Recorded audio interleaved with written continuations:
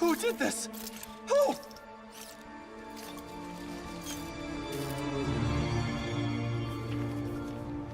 Halt! Stop her! Huh? She's the one who took everything! Who are you?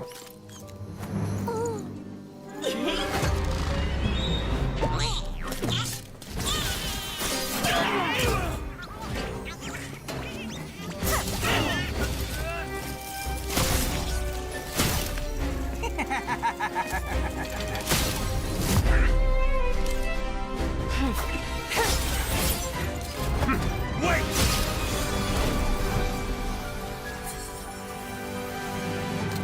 Sorry, Eamon.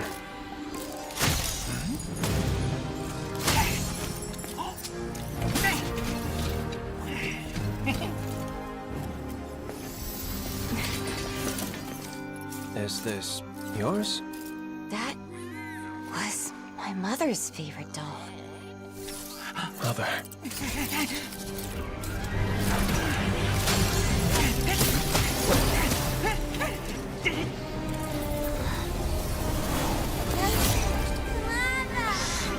Left us because of her!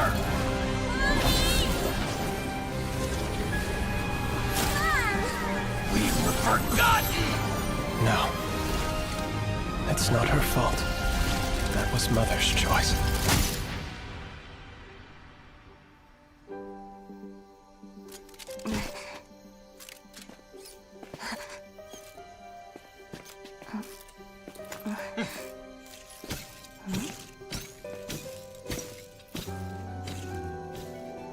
Then he's my...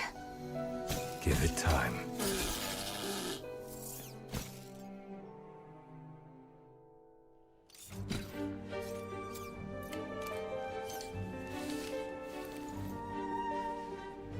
I can't stand that doll. But it's us.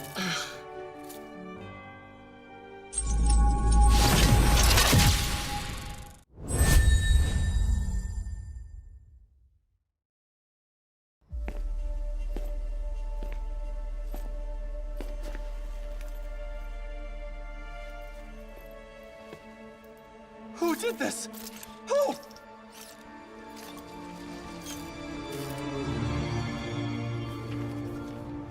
Halt! Stop her! Huh? She's the one who took everything! Who are you?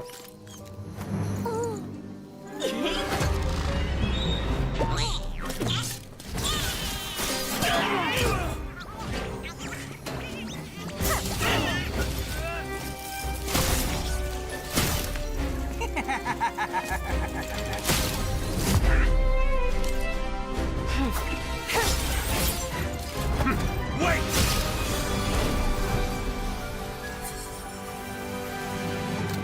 Sorry, Eamon.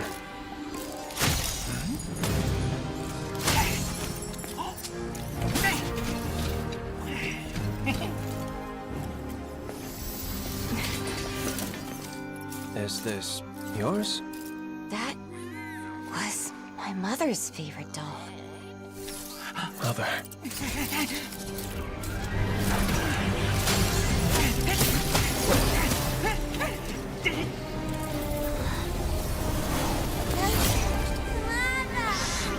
Left us because of her!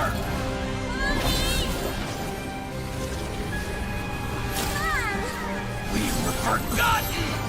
No. It's not her fault. That was Mother's choice.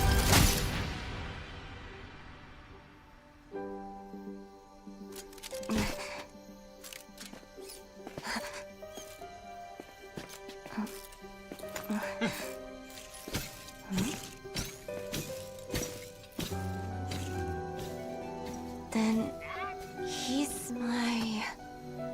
Give it time.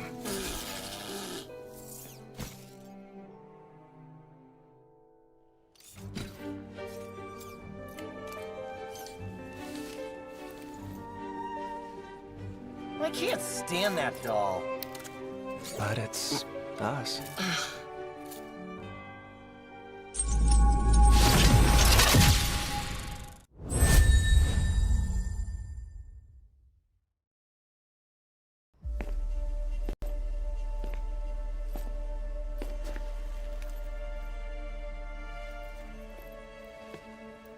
Who did this?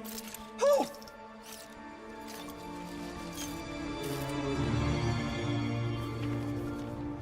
Halt! Stop her! Huh? She's the one who took everything. Who are you?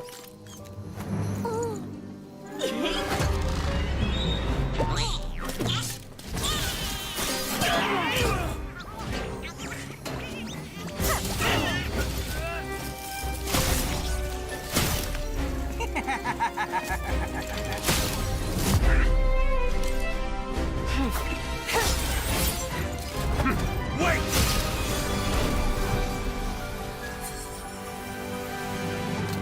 Sorry, Eamon.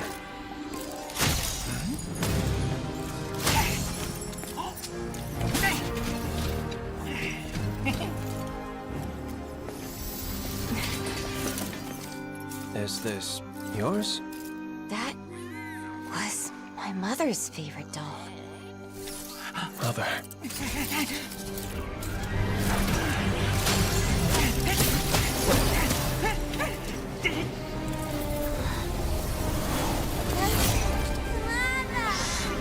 Left us because of her.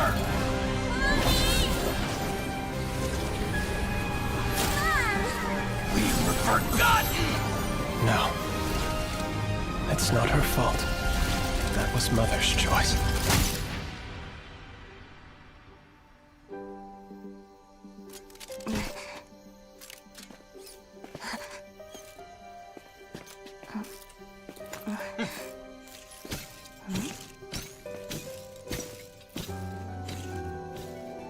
Then he's my...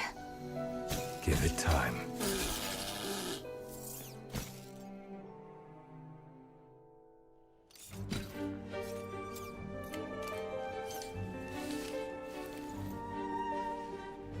I can't stand that doll.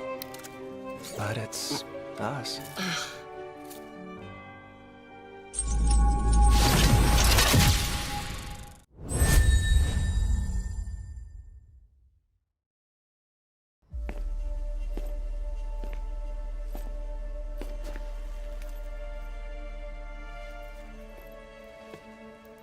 Who did this? Who?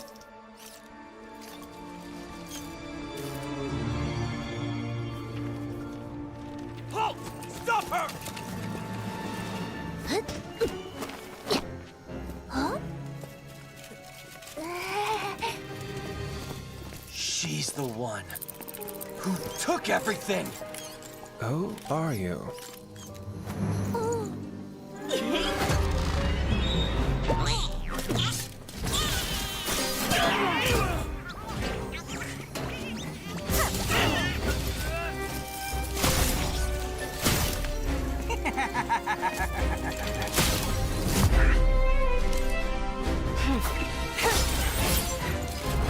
Wait!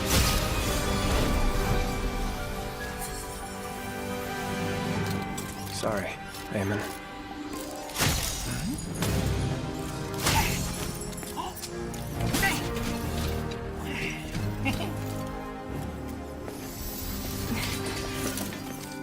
Is this yours? That was my mother's favorite doll. Mother.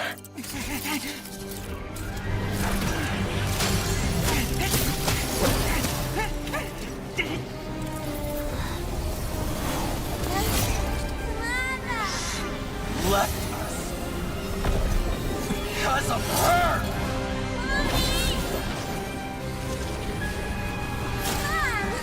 We were forgotten.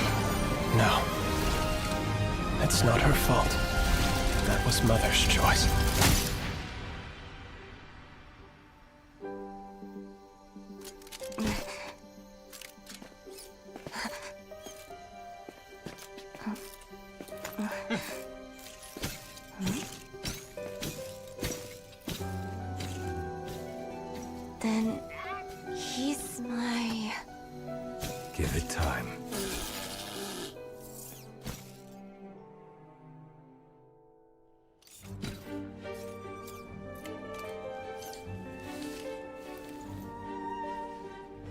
I can't stand that doll. But it's us.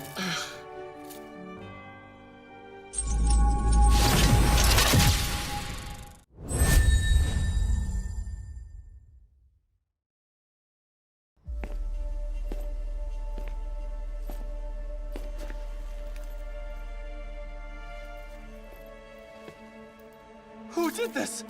Who?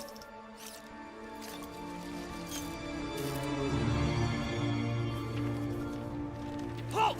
Stop her! Huh? She's the one who took everything. Who are you?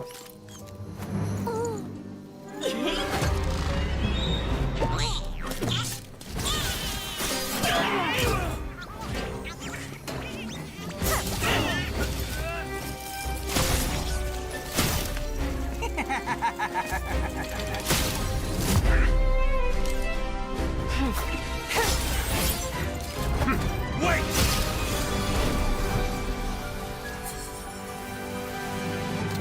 Sorry, Eamon.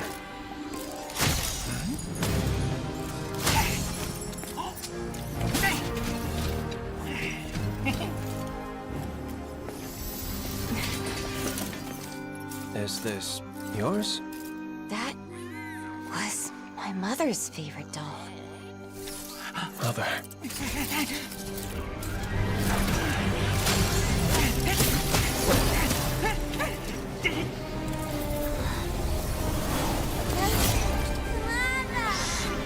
Left us because of her.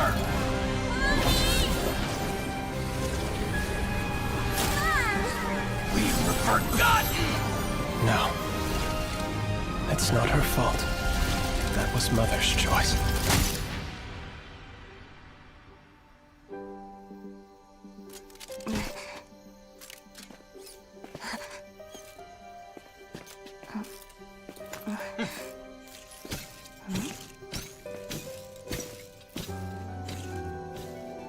Then he's my... Give it time.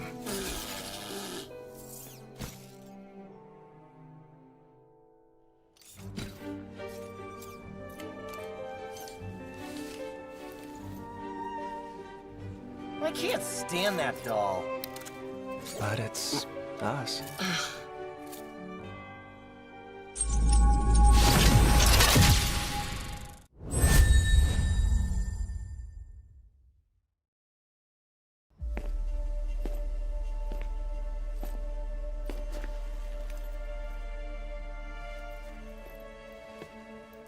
Who did this? Who?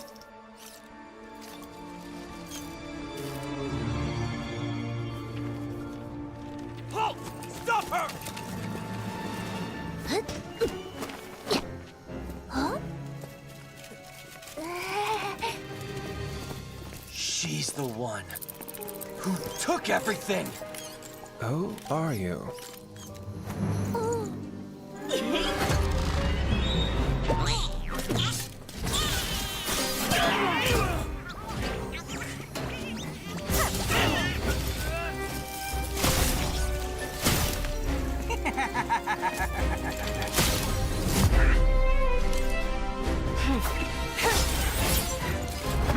Wait!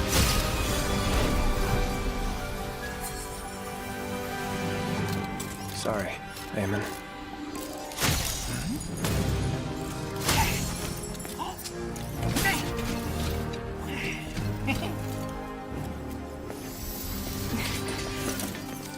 Is this yours? That was my mother's favorite doll. Mother.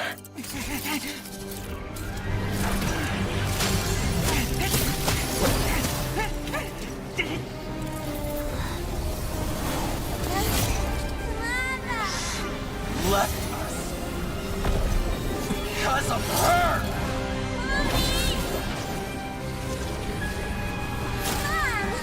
We've forgotten. No. It's not her fault. That was Mother's choice.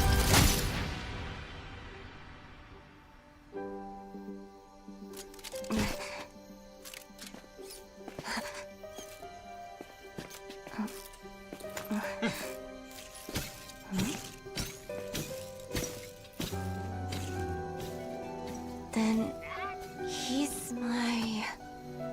Give it time.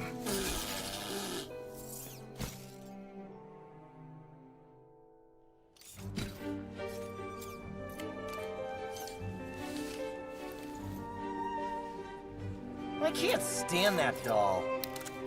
But it's us.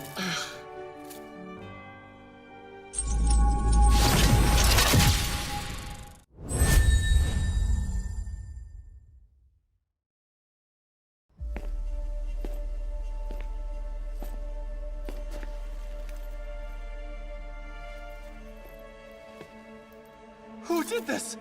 Who?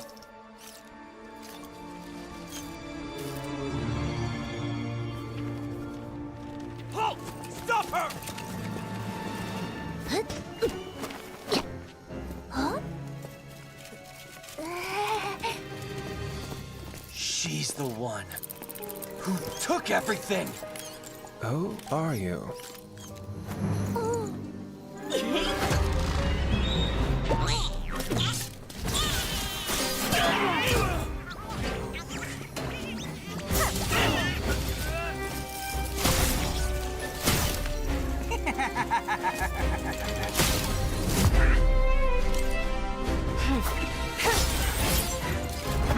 Wait!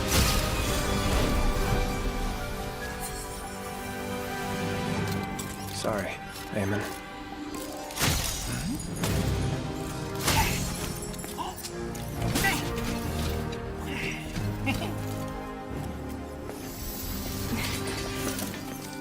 Is this yours? That was my mother's favorite doll. Mother.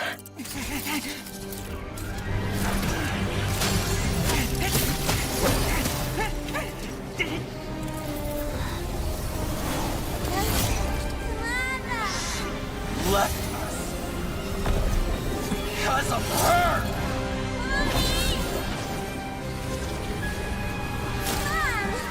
We were forgotten. No. It's not her fault. That was Mother's choice.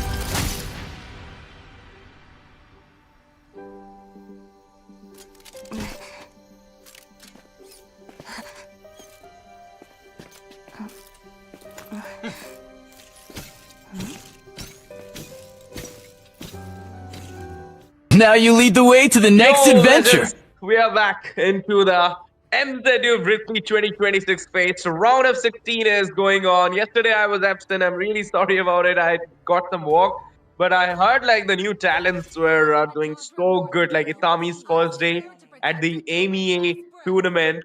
That too in the MZU Virthli. I am a daughter of Northern We'll be Vale. catching up I together swear to after this protect game it as till well. my But last now it's my breath. time to shine with my bro Malsam once again.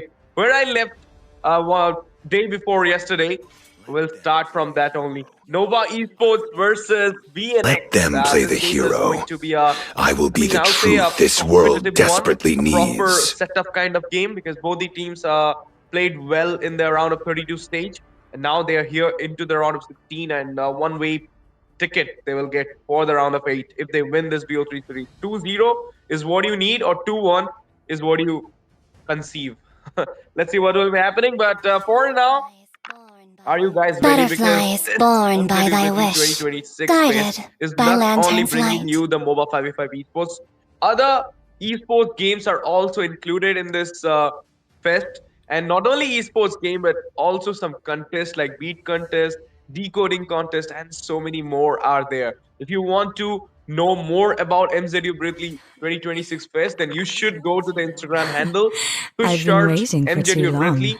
Follow it up and know all the information out there. And if you are here at MEA Esports Association YouTube channel, then don't forget to subscribe our channel, share our stream to your friends, let them know that the tournament is on once again. Valor and royalty in a dead like the body. stream, comment down in the stream whom you are supporting, VNX or Nova Esports. The bans are coming so fast here. Leomo, Dushin, and the Freya from the side of VNX. That's the nice ban. I would say like the Dushin is needed from the red side. And from the side of Team Nova, they're going for the Sora, Yuzdong, and Carry. A lot of bans onto the Gold and EXP has been seen here. Malsam, what do you think will be the first pick?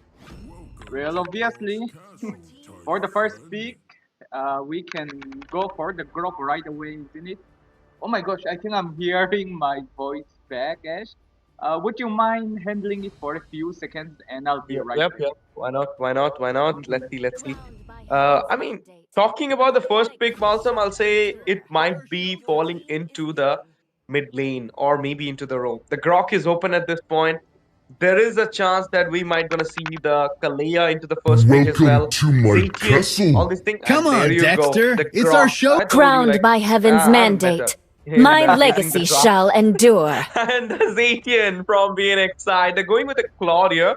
Okay, early shown into the goal and mid. Mid was expected, but They call the me a goal lane hero pick because I saved my so much nation early, from falling I'll say. apart. But into the counter for the global ultimate, Team Nova also acquired something for their side which can show them the info around the map. And currently, it is a flex. Like it can play into the goal, it can play into the jungle. Let's see what they are I didn't planning cure for the it. As pain. far as I know, I the Leo mode is harness it. banned. Okay. Nova Esports. They're going for the Valentina though. That's a early Valentina. That's an early Valentina because Malsam, like at this point, Team VNX can choose those heroes which could not be easy for the Valentina to copy out their ultimate. So obviously, VNX should try this kind of heroes. If they're giving them the sets, then probably it will not fall into a good hand, not into a good side, I'll say. Last pick from VNX side, Zetian has Sand been rises when I give the settled. word. There will be the Khalid, of course. I mean, the Raising Sandstorm is not that much good with the Valentina's copy, so obviously. Now they went for the Khalid pick into the roam. They're yet to show their jungle. We're not clear about this Ishan Shin going to the jungle or to the goal. It's still the flex from the side of Nova. Now the band's coming in. Already Sniper taken ready. out Give me a so many, target.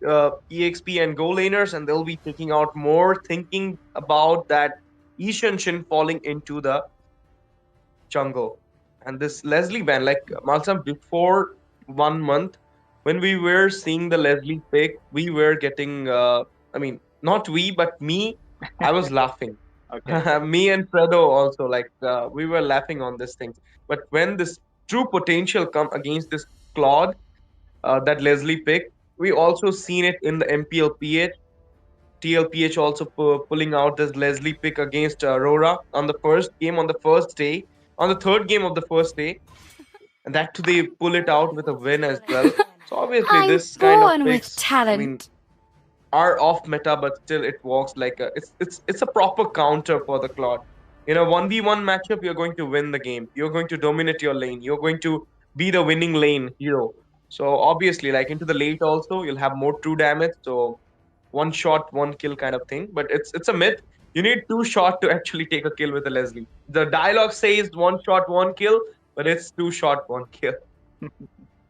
Obviously, and talking about Leslie, by the way, I think banning out the Leslie is quite fair, but I'm not so sure why VNX banned it out in a competitive scene. I'm not going to argue with you regarding this one, but rather than the Leslie, I think there are more heroes that they should be watching out, such as the Harry. I am the sovereign of the You know how abyss, much Harry the can do, slayer of and right now gods. they already pick out the Valentina, and he essentially is going to be quite a flexible hero, so he can be played around however we want. So we can keep aside the hero for now. And Valentina, she's going to lack some sort of magic damage, but at the right hand, Valentina would always work. But still, instead of this one, why don't I they will ban choose out my Harry? own I do path. know that even me, when I'm playing rank, I don't play competitive anymore. When I play rank, even when I use the Leslie, I would even 2-3 shots those marksmen that I face in the lane, and for every marksman, it is some sort of a nightmare unless you pick Atlin. Yeah, I think Atlin is the only hero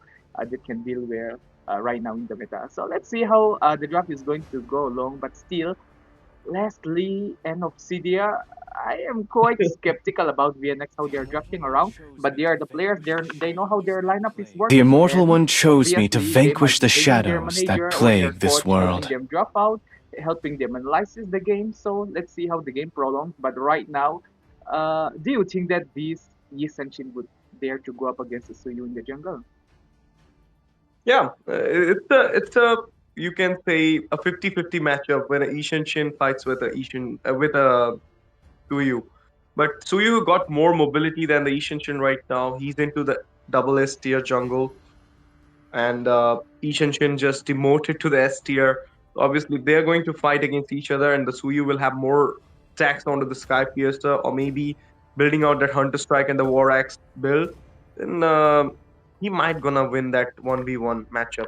But still, like into a team fight scene, I'll say Ishan Shin better Fight! than Fight the for the Suyu. ultimate But answer! now the Hilda Welcome coming to the in here greatest as the match EX show of all laner time. and a Harley into the jungle. That's so quick. And we were thinking about the Harith though, but no, we're not going to see the Harith, and it will be the Harley, of course. And that's the thing, the snowballing. I mean, people do say. I was doing Arunachal Pradesh plan. Malsa, me, and Shinryu was doing the casting when Fredo was there, Triple S. At that time, in the last game, which is the decider game, the winning team. I mean, at that time they were not the winning team, but after that became the winning team. They picked Harley into the jungle. Everybody in the chat was like, "No, this is not a good route. Why they went for the Harley?" Everything was like that. Even Fredo somehow uh, said like, "No, I'm not going with the Harley." But why me and Shinju chose the Harley being a good pick? Because I have seen Yahiko from CRQ, one of the best jungler of Nepal, played in Vietnam official tournaments, played in like Malaysia's official tournaments, has been picking out this Harley in so many tournaments, and even in the RNG Cup. So obviously, like it's not like we have to follow Philippines region meta or Indonesia's region meta. We can also bring our own meta. This is Mizoram meta. This is Mizoram meta, I will say. Nova Esports, if they're from Mizoram, if they're from any corner of Northeast or any corner of India, it's their own meta. If they're going to succeed with this hero, with this pick, all hell to them. Maybe in the future we're going to see Harley into the jungle, into the hand of King Kong, or maybe into the hand of Kalatizi. Who knows? Like they're going to copy out India's meta. But ladies and gentlemen, let's talk about it a little bit later, because right now we are into the land of dawn for the first game of this third BO3 game at the round of 16, because it is day number 2, guys, and Nova Esports are going against VNX. The first game is looking so quite good from the side of VNX with those picks, that last pick CC, and there is the Claude into the gold. So obviously, this matchup is not that much efficient into the meta, but still, it works so well if your comfort heroes going to shine in this game so far. In the early phase, we can see that rotation coming out from the Khalid will be obstructed by that Grok as well. And there will be the easy jungling, easy farming will come up from both the junglers. So right now, let's just look at a quick glimpse of the mid laner from both sides here. We can see that it's a Valentina and Grok on the side of Nova Esports. To be honest, the hero is a really powerful, and they fit in every meta, in every situation. That's how powerful these two duet are. But right now on the side of VNX, they have both the Zetian and the Khalid and dealing out a tons of damage. But right now, it seems that Nova Esports are getting a slight upper hand, as Lund and Wukong were doing those synergy type of combination from their side. And Noob in the right place might like to slash a little bit on the Grok. But for now, both teams might like to play a little bit safe, as the Lord Turtle is going to spawn within a few seconds. Bot lane here, both the XP laner are still falling behind, not reaching the level 4 yet, because the turtle just spawned and you need to clear the wave here. And we can see that Hilda reached level 4, might like to rotate right away, but right now Zetian ultimate is already being copied. Fury of the Phoenix going to anticipate for that one. Okay, let's see. There's the taunt, and it will be the Hilda with the power of one, and it's big to kill. There's the Fury of Phoenix coming in as well. Initiation happened. There's the info coming in as well by the Mountain Chakra. Now it's time for the turtle. Let's see who will have the retribution. CC trying to zone out that Grok here. He flicked that out. Noob falls down there with a beautiful immune coming in. There's the follow from the Ancient Chin. The turtle secured by the side of Nova Esports. 2 trades on the micro, 1 onto the macro. Team Nova capitalized the early phase. Not only that, they capitalize it, they secure both the first turtle and first blood of the game, which is going to give them a solid leading point. And for this season, particularly, he keeps on getting the gold crab, which slot is going to fall behind when it comes to the economy, and of course, when economy is lacking behind, especially at the gold lane, even if they keep on ganking this Essential would still have those upper hand when it comes to the economy. So right now, VNX are in a little bit of a trouble, and these are the kind of small details that pro team that we call them are used to do. They do this thing little by little. See, Hilda is not going to engage anyone. She is providing necessary information, and Valentina is ready to initiate. See, there is no way that they could detect Wukong was there. They detected because Hilda was there in the right position. See, those small details are helping team Nova Esports winning this early phase of the game. So VNX, they get the Khalid, they even get the Zetian for those insane poke. They just need to synergize themselves, find ways. And at top lane here, Muan, okay. Oh, he just beam out himself. He just outplayed himself. Will there be a way for him to survive? But yes, there is a way. Valentina Flicker being forced out as well. We might see another fight at the top side. Yeah, onto the top. There might be a fight coming out soon, but before that, we're going to see a little bit of hindrance coming out from that Grok here. Retaliation happened, they went back. It's a nice decision, I'll say.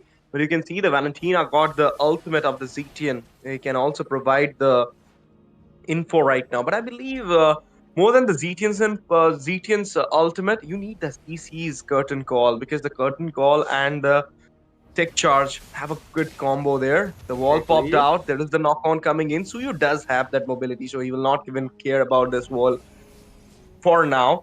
But into the turtle, the second turtle just goes into the land of dawn, and with that, we can see that turtle dance started from the side of Nova Esports. They might gonna go for this turtle easily, because I don't see any sign from that Suyu. There is the Fury of the Phoenix coming in with the Suyu once again falling down before the turtle. The turtle got slain, and now it's the time for the Raising Sandstorm. A counter attack being proceeded from the side of Team VNX. But look at Hilda going by the tier. Power of Violinist picked up the kill, coming back, but will be getting a shutdown with that blazing duet following up here. It's the first kill for VNX, but there will be the lead still into the hand of Nova Esports, with again getting 2 into the micro, 1 into the macro. 4-1 leading point on the side of Nova Esports with the 2-0 when it comes to the turtle. And talking about 2-0, I do not want to see any 2-0 in the first match for tonight, especially when I get the chance to cast with Ash by using it, because I used to get so entertained when I talk about the game and then someone pop it out with those energy. That is why I always want to have a game number 3, game number 5, or even up to game number 7 when I'm with Ash by. So I hope both Nova Esports and VNX goes to their full limit, and at the same time there's no more wildcard entry for them. This is the end of the road, the knockout stage. Let's see here. 4-1, and talking about the Valentina again once more, we know that Grok, when he used his tectonic charge and swing and his iron arm, his first skills that we so called it, if it connects so well, it lasts around 3 seconds of stun duration, and when the Valentina copies the Fury of the Phoenix, it is going to be a 4 solid CT. That is going to be so long, giving enough time for Essential to burst them around. And talking about the burst, there's a tornado. Once again, Hilda will secure the kill. The target is too high. BMI used here for the defense. They went back into the safer side, but look at that damage coming out for the Harley. He went for that Harley's hat and will just goes back. Harley hat is like a BMI. So it's more like the outplay, and there you go. A structure secured, and now they're going on to the Suyu. The Fury of the Phoenix coming out, but this time from the Zetian. And the Suyu managed to go back at a perfect timing. 3 structures in the outer line will be secured by Nova Esports at this moment. They are in the lead with the micro 4. And if you're going to talk about the turtle, they got already 2 of them. And now the third one. It will also getting into their hand, obviously. But the Harley is right now at the bot side. He needs to go back. He does have the Harley hat. There you go.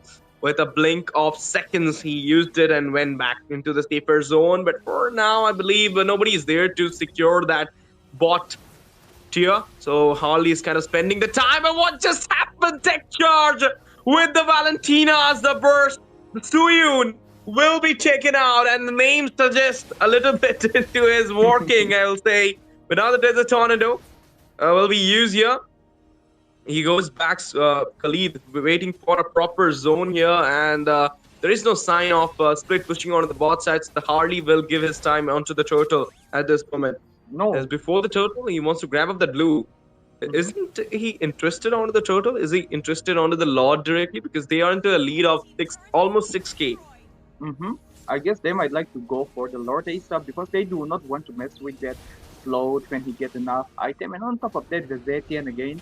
Many might dislike Zetian because we used to play solo queue, duo, trio. But when you face a well synergized Zetian, this is the nightmare for every front line, and especially when you got the last phase of her skills one, then it is going to be a disaster. And that was a close call, by the way, really close call. And right now, we witness a Blade of Despair and Hunter Strike, followed by one of the item tree of the Endless Battle being secured by Yi Senshin already. And this is a fast item. And talking about economy in the early phase of the game, that's the economy league Yi Senshin is going to have 5 slots still stuck at the Demon Hunter sword, and he's going to get that golden staff within a few minutes. Right now, the gold difference is quite high, and the Lord is going to march straight to the top lane here. And right now, Harley, will he want to do those Jadu? But not Jadu. For now, Noobs would like to extend a little bit. He caught it, but no, the Harley head. It's a BMI, but in an annoying version of a BMI. Right now, it's 8-1. This is why I like Nova Esports, okay? I don't know wanted to cite so much on the Nova Esports, but when they get the leading point, they never play around, okay? They just quickly do things and try to end up. Hilda will just mark onto that. Zetian charging right now. BMI used for the defense. Oh, that last hit! That last hit will follow up. Even the BMI got used there. Lot onto the top. Mountain Shocker release. The snowballing is there for the Ishanshin, but he will not surviving this 2v1 situation. But for the Hilda goes down as well. But onto the top, they were spending a lot of time onto that Ishanshin and that Hilda, that they forget about the Lord into their base. Was an inch of time. It could have been the finish from the side of Nova Esports, but that quick one, that quick BMI and that one shot following him till the end was like a bullseye, I'll say. Nova Esports, they got the lead here. They got a massive lead here into the goal. They have almost 8k goal lead. And into the structures, they already taken out all those mid and outer, even one base turret onto the top. So it's more like Nova Esports capitalizing the full game. They might gonna finish it out before the 15-minute mark, or else. I mean, other one. If we count something like the Claude will be getting the scaling, and something gonna happen. Lun, no chance for Lun to survive here. He will just fall down.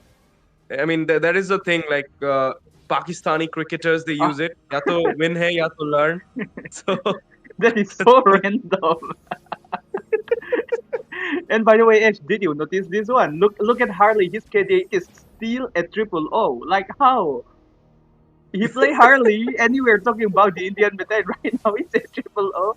I guess maybe that is the reason why King Kong and all these top tier jungler that we have in the entire world are not playing Harley for now. Not going to debate around that Harley is better or anything. Just that the mid control coming from the side of Nova Esports is just so insane. The turtle, the Lord. Okay, this is the second Lord of the game here. Nova Esports, they are just going to get it so free. We can see that they do not even get the chance to breathe outside of their base in VNX. They just live inside this corner of their comfort zone. So what we can witness for now is that Nova Esports with a one good push can end the game, and VNX, if they manage to do something magnificent, there's a way they could still turn the game around to their side. But however, the goal difference is quite high. There's an item gap, not just one and two item gaps, and even an EXP laner. That's an EXP laner, ladies and gentlemen, who just one-shot the jungler. So, Nova Esports, if they do not end this game right now, I don't know how the game is going to carry it along. Not going to say that I'm a one-sided person, but right now the domination is just way so much.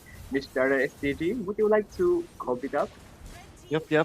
Oh, look at that. No chance for now. The Claude falls down. Hill level goes down as well, but nothing gonna happen. Fury of the Phoenix used here. They're locking down the base. The Lord is standing in the way. The Suyu comes back with a resurrect. Lun falls down. Lightning as well. Killing spree for the Grog, and there will be no chance, as I mentioned before. The crown pop up, and it will be Nova with a lead in this BO3 series. What a start for the Nova Esports.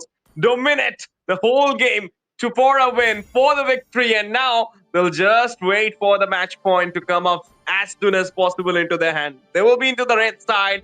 There might be, we're gonna see some comeback from VNX, but the play style from Nova was totally, I'll say, out of the hand, because with a Harley having a 0-0-0 KDA, not even falling down for once or not even getting a single assist. Last time, I believe in the last moment he got some assist, but before the second lot he doesn't have anything in his hand, and still he managed to secure all those macro for his team.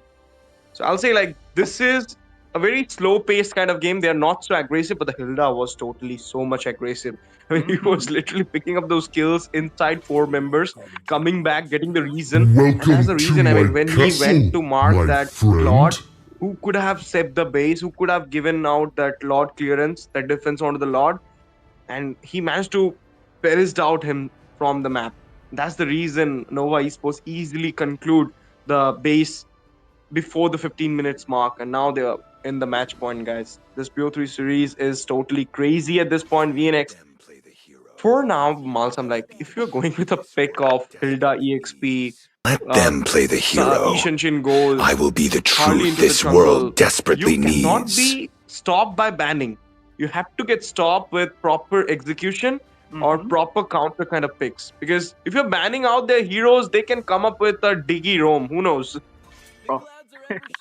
Exactly here. Now you lead the way to the next adventure. I guess if we just take a recap on game number 1 there, especially the early phase of the game. When it comes to the laning phase in the mid section, we got Khalid and Zetian who can actually quickly clear up those lane and go for the quick Butterflies rotation. born by thy They wish, decided to guided keep on poking by the claw from lantern's the light. Valentina. Although they were winning most of the poke, but there were times when the mid and the wrong were not cooperating perfectly.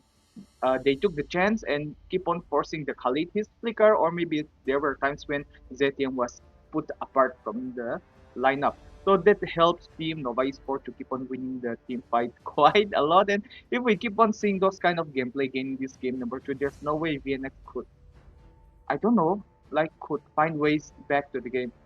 So for the side of VNX, they need to synergize themselves. They need to make themselves a little bit loose. They need to make themselves comfortable.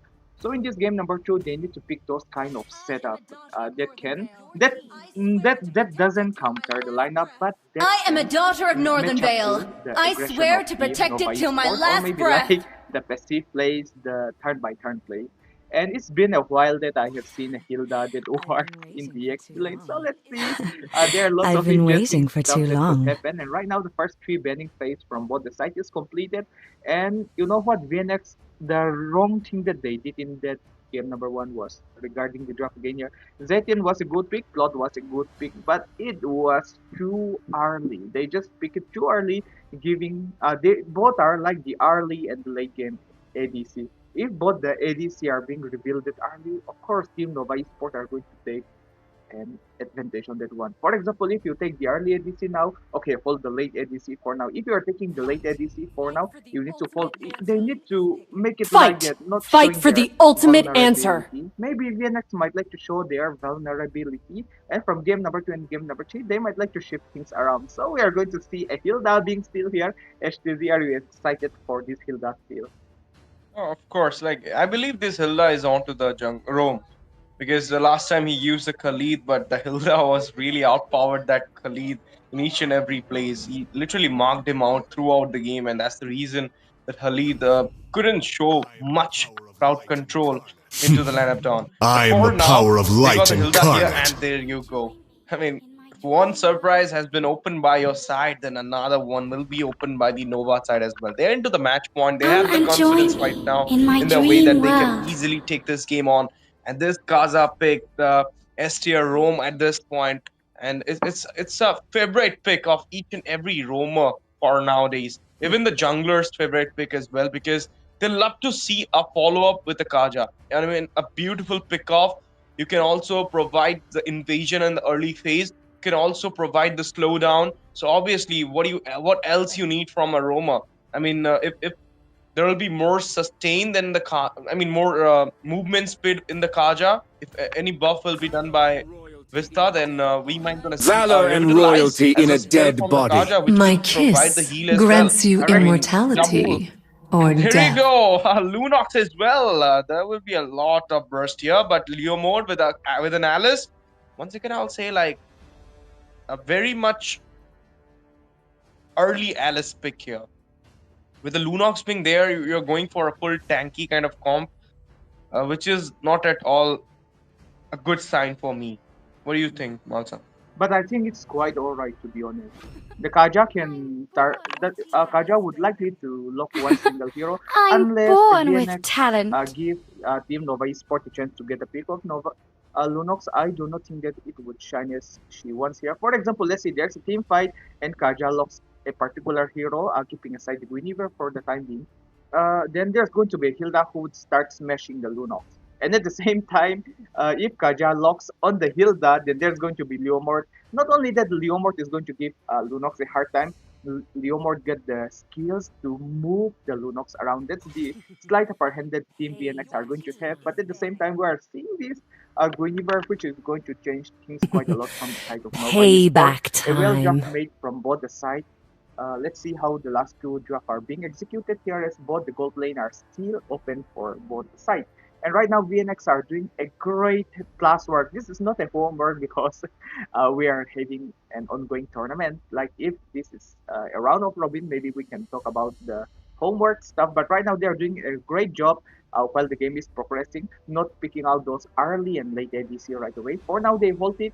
They would like to switch things around. Maybe they could even surprise us, like picking this Leomord as a gold lane here. I mean, you might surprise with the Leomord gold lane here. But This land is our homeland, and it will soon be your burial ground. You position yourself nicely with the Flintor, and even a Flint when it comes with the horsey thing, there's no way they could do things for now. But still, Leomord gold lane, please guys, don't join the tournament. You can join those rank matches. It works way better than picking those clones. Come on, Dexter. It's our show Right now, we're time. going to see a Toad ban. I'm not sure about the Toad ban from the side of Nova Esports. Let's see how the draft prolongs. They should have banned the Harith, I believe, because the Claude was kind of counterable at this moment. You could have picked that Leslie for that 1v1 matchup against the Claude, but the Harith, you cannot even pick that Harith for your side. If you pick the Harith, you will have fourth magic damage kind of hero. Like the Kaza is already there. You got the Guini, you got the Lunox. They call me a hero because I saved my nation from falling apart. One Athena, all done for VNX. So obviously, you should have taken out that Harith in the ban and could have picked the Claude because you got the first pick in the second phase. Or you could have waited for the last pick gold. That could have happened because at this moment into the EXP against this Alice, you have a chance to I am the priestess of primal lightning, the hunter of all the evil gods. Something interesting here. It's a edit into the EXP. After a long time, I'm going to see an edit into the EXP. I've been seeing into the jungle by Raren's will, but this is my first time I'm going to see. Obviously, that guy keeps on picking this edit jungle. So obviously, I mean, thank you, Raren, for giving Indian casters a chance to cast out a edit jungle game. But into the EXP, this is Nova Esports who will be going for an edit here. I was expecting a glue though, but then this edit comes up. But look at that, VNX with a Kimmy against this Lunox. They're yet to pick their goal lane here. Harith, if they're going with the Harith, then they will have a lot more magic. So for now, I don't believe both these sides will pick that Harith up. Okay, it's an Irithil. And the Beatrix. My goodness, this composition from Nova Esports, that's so much aggressive, Malcolm. Primal Wrath is there. The Beatrix is there. And you know, the Beatrix have the shotgun. The Beatrix have the sniper. The Beatrix has the bazooka. He got everything he can. And then the Lunox with the burst. Divine Judgment Flicker combo. The Spatial Migration Violet Requiem combo. So obviously, this team has a lot of compositions, a lot of combinations throughout their picks, throughout the draft. And if VNX can pierce it out somehow with their draft, with their thought, then we're going to see an interesting third game decider in this BO3 series in this round of 8, day number 2 at MZU Virthli 2K26 phase. I like the draft quite a lot. And talking about the edit was taking the Inspire till the last second. So Really excited to see an edit inspire following up with those primal red.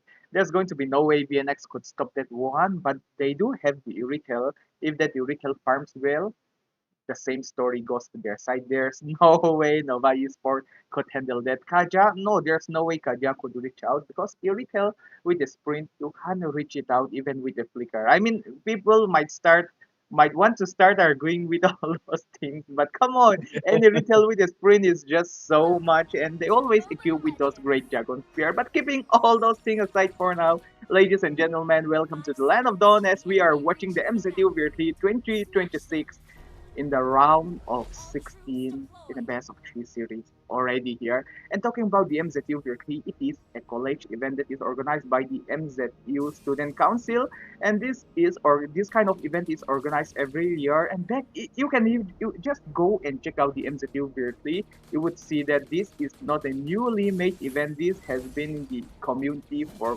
quite a long time before Mobile Legends 5v5 was even returned back in the Indian scene. That's how long this MZU Virthli has been for us when it comes to the esports. And right now, Kaja, chill man. Okay, he was ready to steal away the buff as well. We do know that Kaja with his passive and his basic attack, his passive and his ring of order and all those things, if it connects well, it deals a total of 800 damage, which is higher than the early retribution. That is why people are not liking this Kaja quite a lot, until then Kimi just keep on protecting his A stuff. If it was like a normal tank, let's say, even a Tigreal or even a Preco, I do not think that VNX would protect that much because those heroes are going to reset those buff only. But the Kaja is going to steal away. And right now, Ash, look at this. Do you think it would be a steal? No. Oh! The retribution. You use the retribution to grab that crib, but for now, the Gwynny in a very bad position will be taken out with the Phantom Seed coming in first blood for the side of Team VA next year. They started so well this time. Obviously, a do-or-die set for them, so they need to do this kind of play here. But that outplay from the Kaza in the early scene, like that flicker and the Cyclone Eye, is just make a beautiful move. And now the Edith in a very bad position. Primal Wrath used here. A lot of hefty kind of damages coming in here with a follow-up from the Kaja. The Alice will use the blood into opposite side. I believe this is the misclick. Misclick indeed. And following up with the flicker, and I guess that at least just messed up 2 items, and right now those combinations, it was just so fast that even a Leomord, that's a Leomord, ladies and gentlemen, that you just see that got instantly burst out by Team Nova Esports. It's 2-1, first blood, although this time VNX are getting the first blood, but the first turtle falls on the hands of Team Nova Esports. The game looks pretty good on the side of Nova Esports. Let's see how they are going to start in around 1. Will he survive? That is a clean survive. Kaja doesn't have the Divine Judgment for now, doesn't reach the level 4, but still a good game. GG's from both the sides. Right now, let's just have a small 1 minute recap. When everyone were fighting this edit, they cannot burst it down, and on top of that, instead of bursting down this edit, decided to go for the Primal Red form and activate the Inspire. Rather than dying in the 1v3, she fights it back and regenerates all of her missing HP. That's how powerful this edit is going to be. So let's see here, Loon. Even he's on an Inspire, Marksam. So obviously, like, the reason will be insane. That is what I'm talking about. He doesn't give a damn about the 1v3. And now you guys, that's the thing as well. Like the passive of the edit, if it strikes on 3 or 4 minions and you, then the Primal Wrath shots will also gonna strike everybody. So this is how the mechanics of edit works, and it's not used so much into the EXP scene, but in Odisha, Malsam, in our local tournaments, people in EXP lane use a lot edit here. And they love to spam this edit, and it works so well. So I know about, like, I don't see much of edit in Indian scene, but in Odisha scene, I always, whenever I cast in Odisha's tournament, in college tournaments of Odisha, I do see this edit EXP. A lot of players I know who can play this edit. The global edits as well from Odisha. But for now, Power of Violinist just got marked out onto that Queenie here before the turtle. And look at that, Lunox with the edit 2v1 with that Alice, and he will pause down before the turtle. giving out extra chances for Nova Esports to grab up the second turtle as well, because without the EXP laner, it will not be a easy way to zone out the turtle for the side. And look at that, onto the bot side, cross map play comes in. Luan will help. Lun will help Muan to secure that kill onto the Beatrix, and now they will just grab so many gold, soaking out it from the tier. Alice will just resurrect back Leo mode, waiting for his chance, but he will just grab up that blue buff here. Recall. Did he got it? No. No, I mean, yeah, he don't got it. He just forced out Leo mode retribution. That's how high the aura of Lunox, particularly. Right now, they are not winning the game. Physically, let's say like physically, they are not just winning the game, even mentally right now Nova Esports are controlling the game, they are controlling the momentum, and they are ready for any kind of splash here. Divine Judgment, but Juka's play, Noobs falls down, but 4 down. Look at the Irithil with the heavy crossbow. Secure a kill onto the Beatrix, and now the Lunox in a very bad position. He doesn't have a Brilliance. He used the flicker. He went back. He's dealing a lot of damage with that Cosmo guard here, but will not be having any casualties for his side. But in the meantime, Gwynny finds the biggest trade in the early phase of the game. A mid-tier 1, expanding the jungle area, expanding the mid lane area for the side of Team Nova Esports here. And this will be giving them a lot of chances to grab out some fights in the mid lane, in the jungle of Team VNX. Before now into the bot side. Look at the setup coming in. Bazooka play. Hilda finds a kill onto the Beatrix.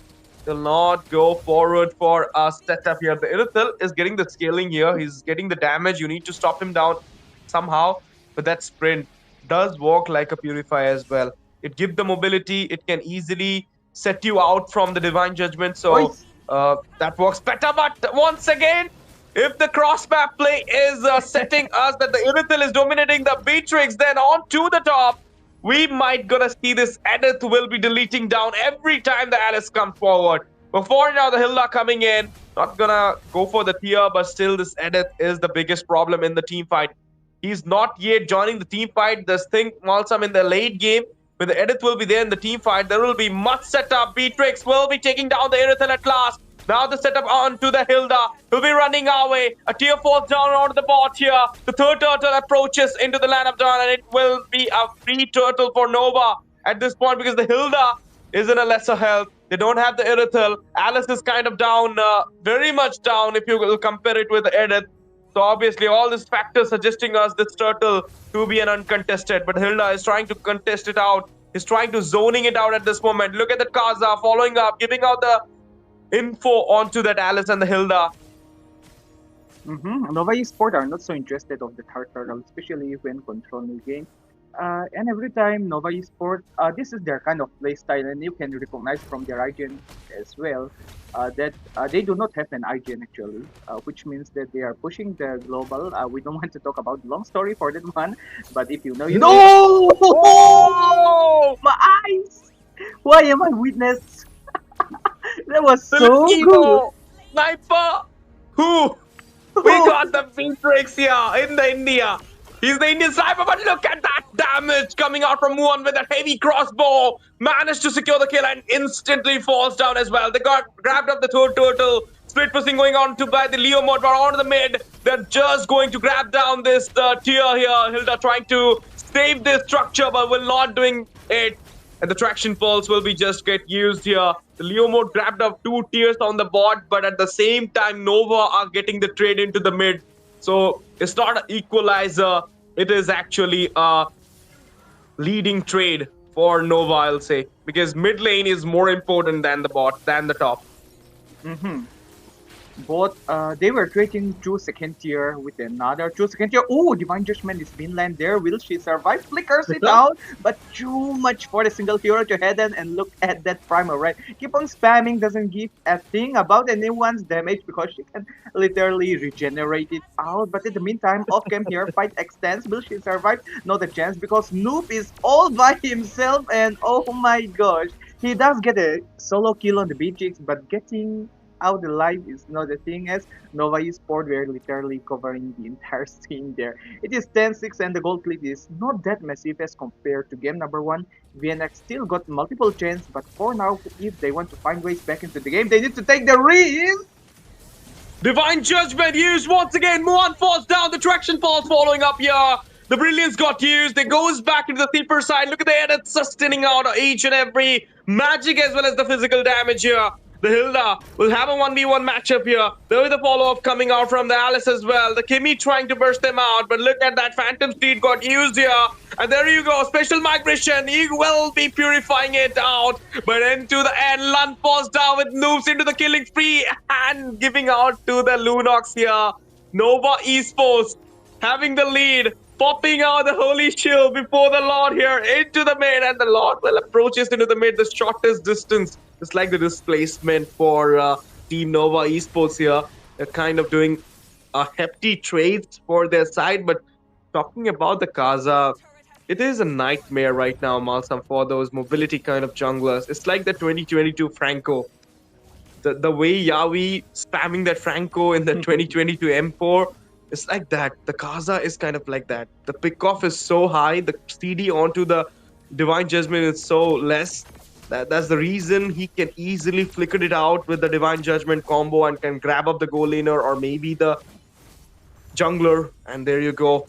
The Hilda and the Co will just mark that Beatrix here. Follow-up coming out from the side of Kaza. The Lord just got into the hand of Nova Esports here. They got all those outer turrets and mid turrets away from the side of Team VNX. And now it's just the Lord to forays into the mid lane, and they might gonna get the base in the first Lord. Who knows? But for now, Hilda in a very bad position, getting cornered by 4 members. Not 4, 5 members. The trap down mechanism works so well, and the Hilda falls down here. They don't have the front liner other than the Alice, and the Alice is in a deficit. 0-4-0. He doesn't have the damage. He doesn't have the sustain at this moment because he doesn't have much gold like that edit. The Primal Wrath is still on. Both 5 of them have their ultimates at this moment. And the Lord marching in. They don't have the Hilda. Inhibitor falling in. There will be the traction pulse comes up. There you go. Cleaning out all those waves. Team Nova Esports charging inside the crown. They grabbed him another inhibitor. Divine Judgment used. Muan falls down. Noobs falls down with a kill onto Lightning. And there will be a slain onto Lun as well. Just Muan. And look at the damage coming out from the Beatrix. Brilliance used. They will be locking down the crown. And it is, ladies and gentlemen, your 3rd round of 8 member. That is Team Nova Esports with a 2-0 clean sweep. They just tormented the side of VNX to secure this win. I can see 2 chocos around VNX, and I can see a lot of gold and silver around those Team Nova Esports. A global edit play. That's how it looks like, guys. You know what I want to do, but I need to control myself because it is a live stream. But yeah, what a match that we have just witnessed there. Nova Esports taking control of their full potential, and on top of that, what I like about the Nova Esports is how consistent they are. If they are leading the game, they just keep on leading it again and again. If they lost at the gold lane, at least they would make sure that their mid and their EXP control is strong. And for game number 1, it was a pure domination. In game number 2, we can see that there were some sign of ways for VNX could literally get them back self into the game. What if it was a best of 5 series? Maybe VNX might finally get a chance to outmaneuver Nova Esports, but it's a best of 3 only. But a good job from VNX. I guess they need a little bit more of practice together, make their synergy, chemistry stronger, and who knows, in the next tournament, not this MZU, it is going to be next year only, but there are tons of tournament that is going to line up again very soon. We hope to see them again. With that being said, that is match number 1 with the 2-0 from Nova Esports. We are going to see match number 2 very soon, and of course, I'll be signing off as we are going to see Ash TZ still in the same action, but with another SMR moment with Mr. Itami.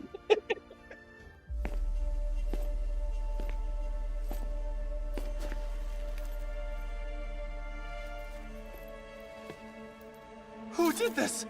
Who?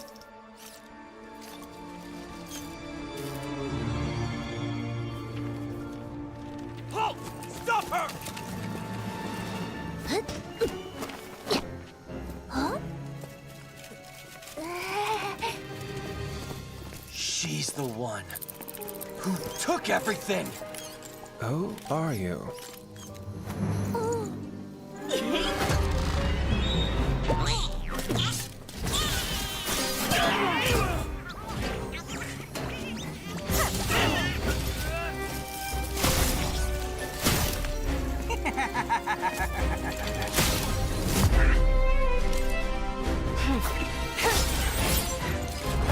Wait!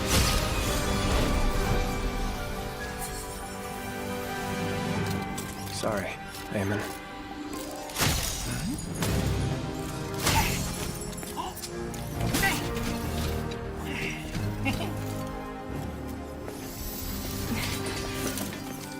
Is this yours?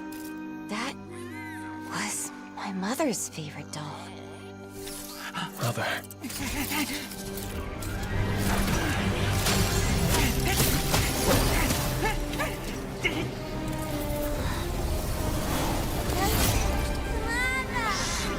Left us because of her!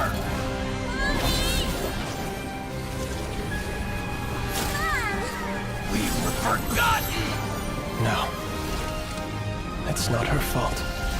That was Mother's choice.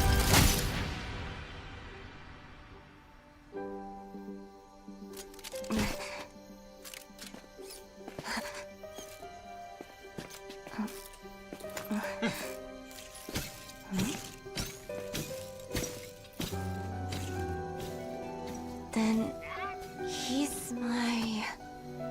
Give it time.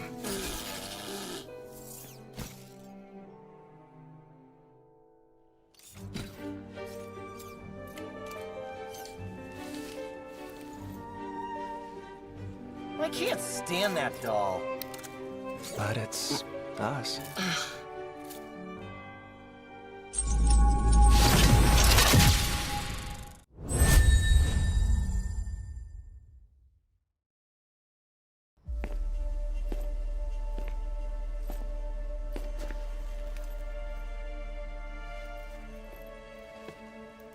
Who did this? Who?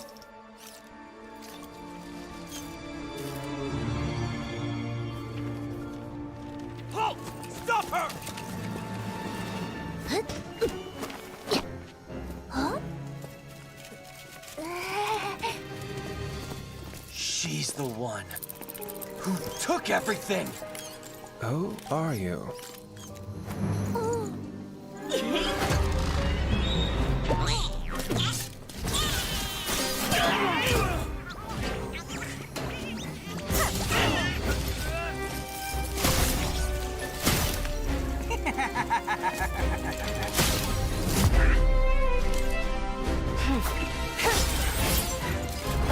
Wait!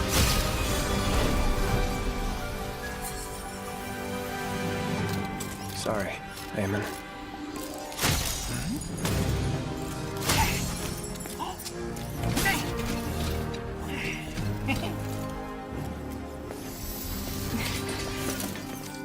Is this yours?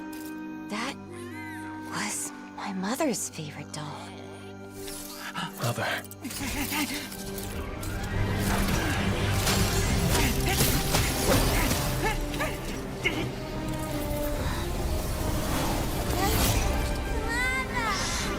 Left us because of her!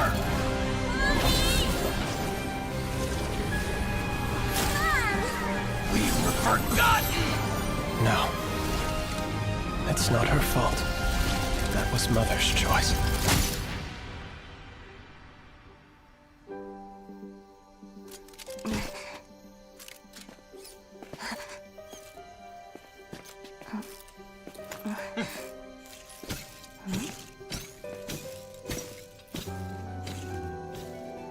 Then he's my... Give it time.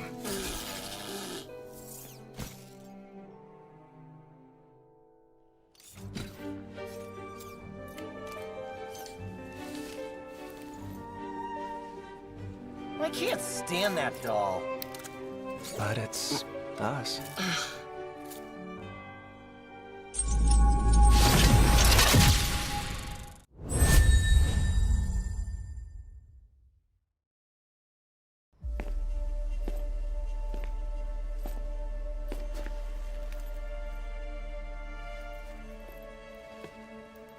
Who did this? Who?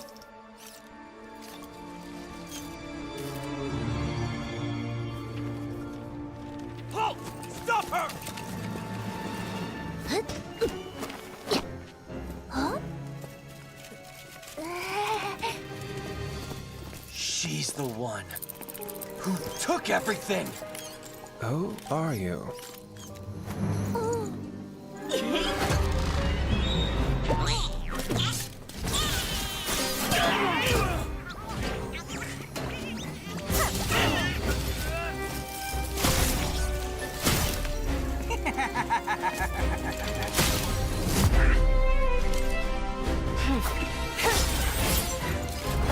Wait!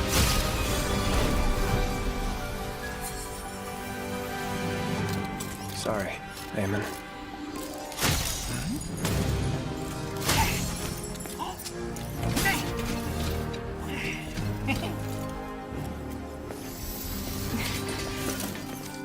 Is this yours?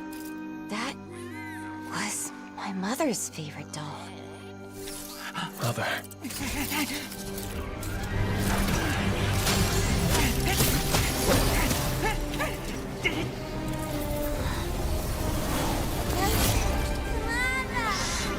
Left us because of her!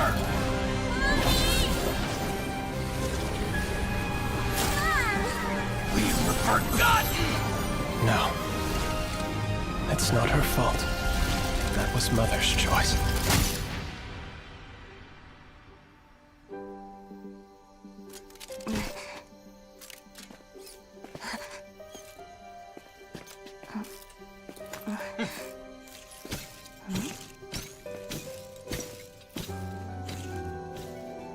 Then he's my... Give it time.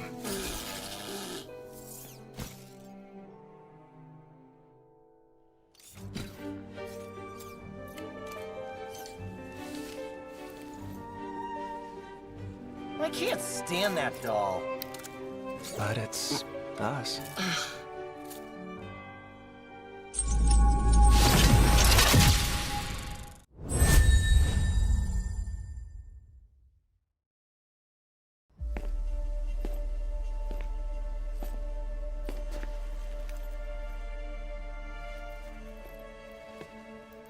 Who did this? Who?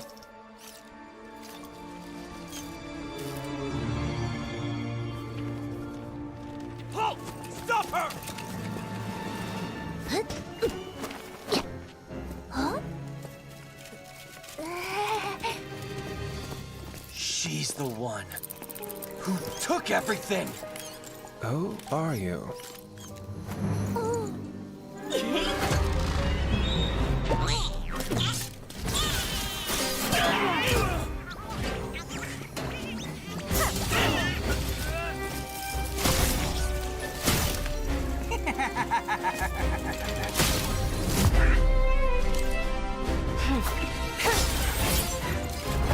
Wait!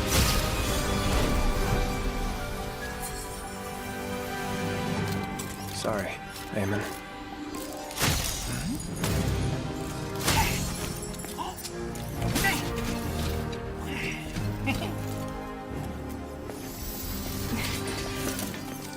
Is this yours? That was my mother's favorite doll. Mother.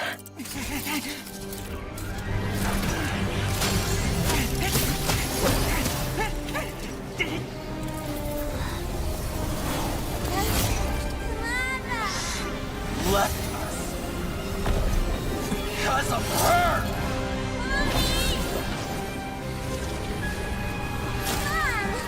We've forgotten! No. It's not her fault. That was Mother's choice.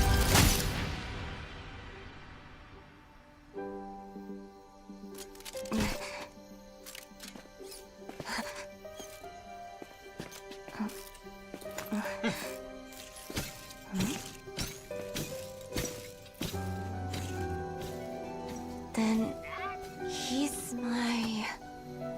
Give it time.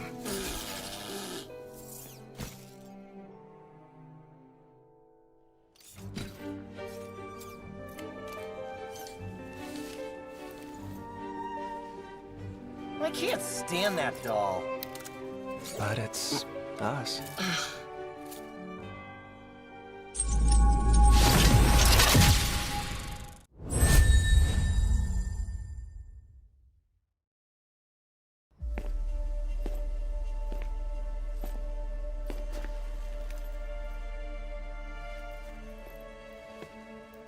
Who did this? Who?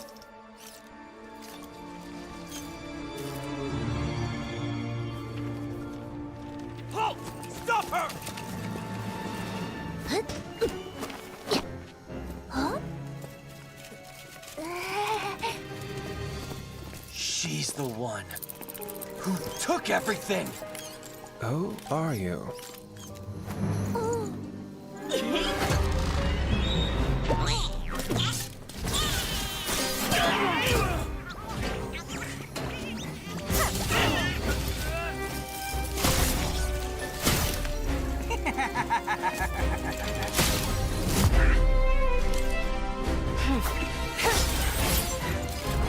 Wait!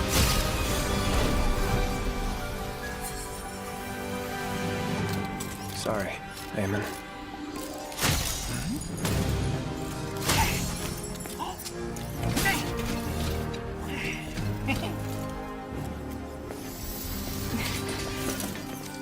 Is this yours?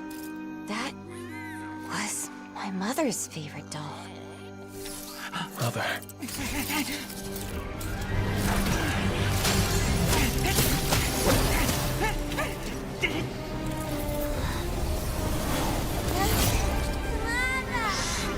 Left us because of her.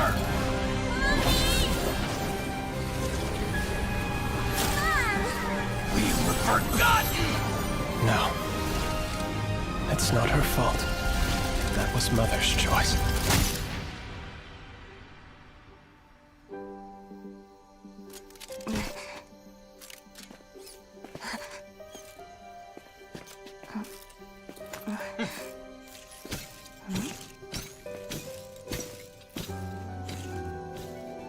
Then he's my...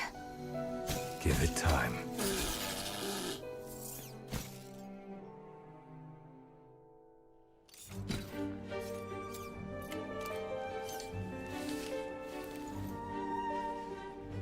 I can't stand that doll. But it's us.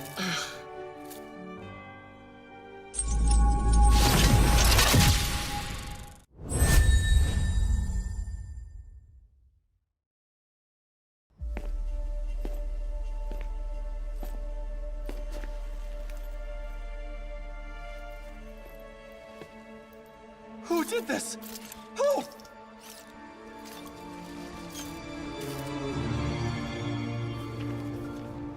Halt! Stop her!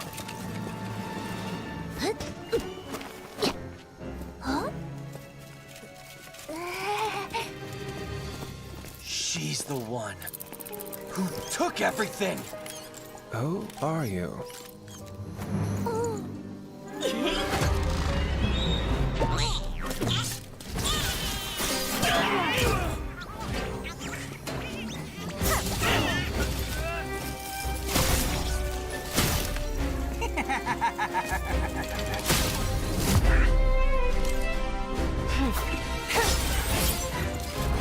Wait!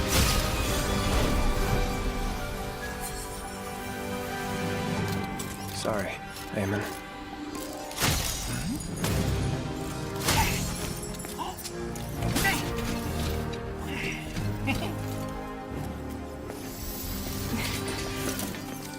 Is this yours? That was my mother's favorite doll. Mother.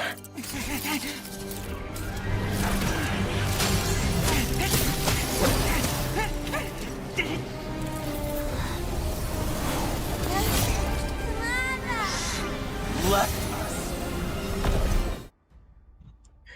Welcome everyone for the Virthli 2K26 MZU Mizoram University Student Council. They prepare this fest every year, and today we are watching out the MOBA 5v5 segment.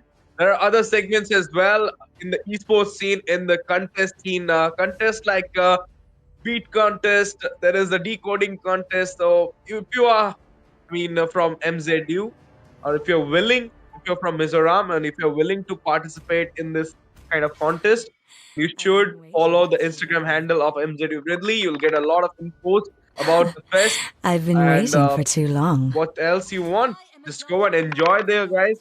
And now, I am a daughter watching of out the Northern Vale. second I BO3 in swear this to round of protect it till 16, my day number last 2. breath. It is between team Pick versus Epsilon Esports.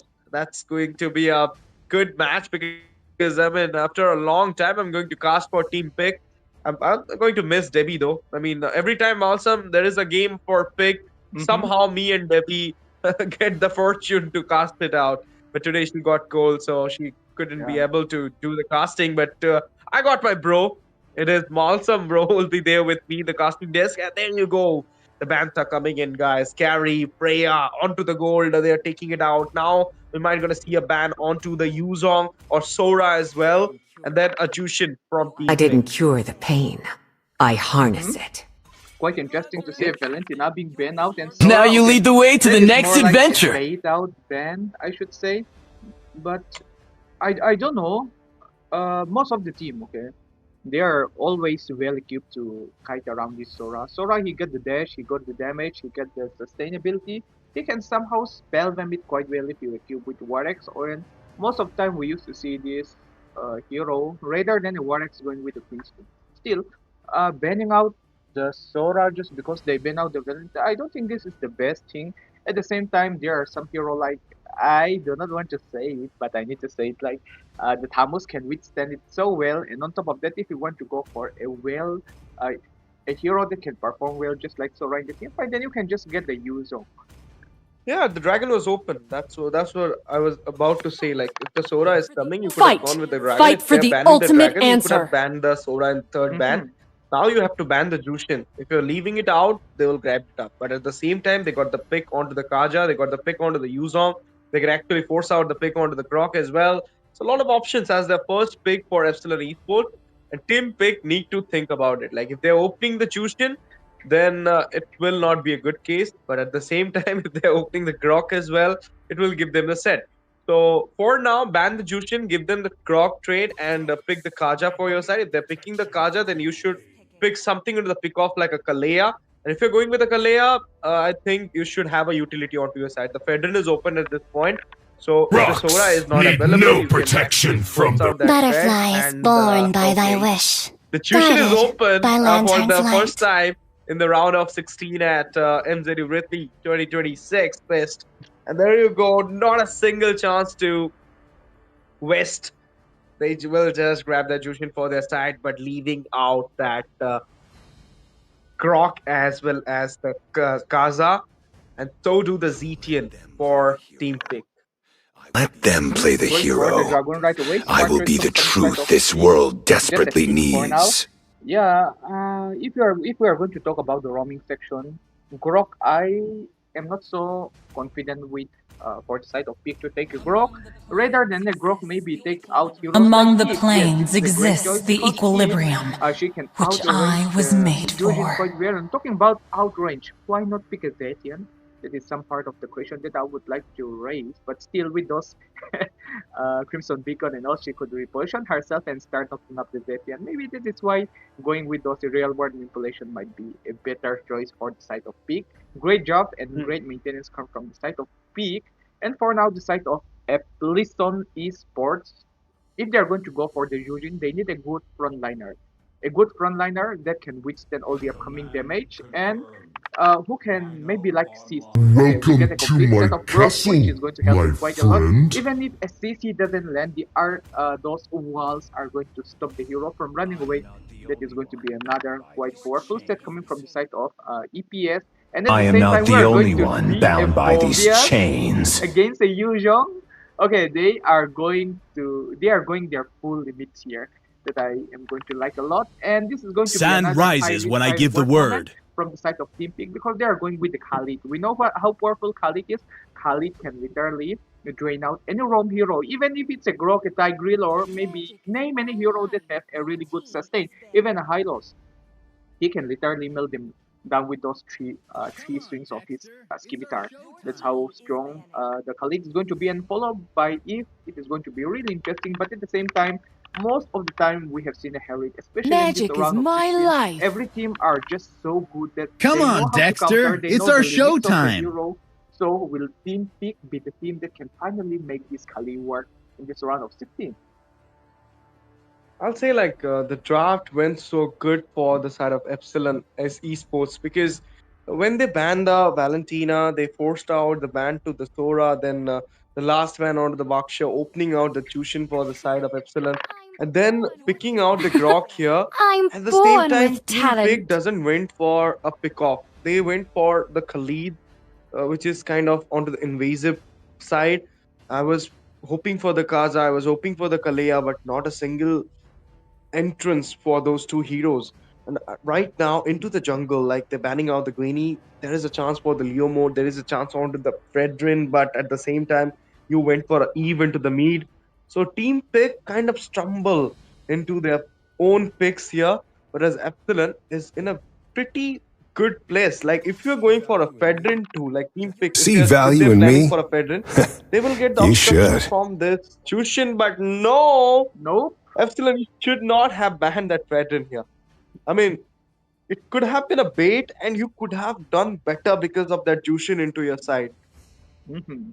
Exactly, and on top of that, they got the Provius who would keep on landing those demonic charge and reposition those appraisal red, giving a Prejin hard time, isn't it? And of course, a Grok is there, but right now, one of our right. The Immortal One I chose me to do not vanquish want the to talk shadows about that like the plague community this base, the world. tribe base so much, but the best jungler when it comes to competitive scene that we have in Mizoram, Lobsang with Suyu. I am so interested to see his Suyu. This is the first time I'm going to see Lomsang. Suyu, I always seen his Hayabusa. It is the top notch. Like, who plays a Hayabusa better than him? I used to say it like that, okay? Of course, I need to sugarcoat it a little bit, but he's good anyway. But keeping that aside for now, this is going to be really interesting here tonight. And to make things more interesting, ladies and gentlemen, of course, we are keeping him safe for the game moment, but there is no point of hiding someone with a pure talent. Time to isn't it? drop the Ladies beat and of the gentlemen, we flash. already give a I lot am of warm welcome vengeance to Mr. incarnate. HTZ. Sorry, HTZ, for not giving the highlight this time because we got the most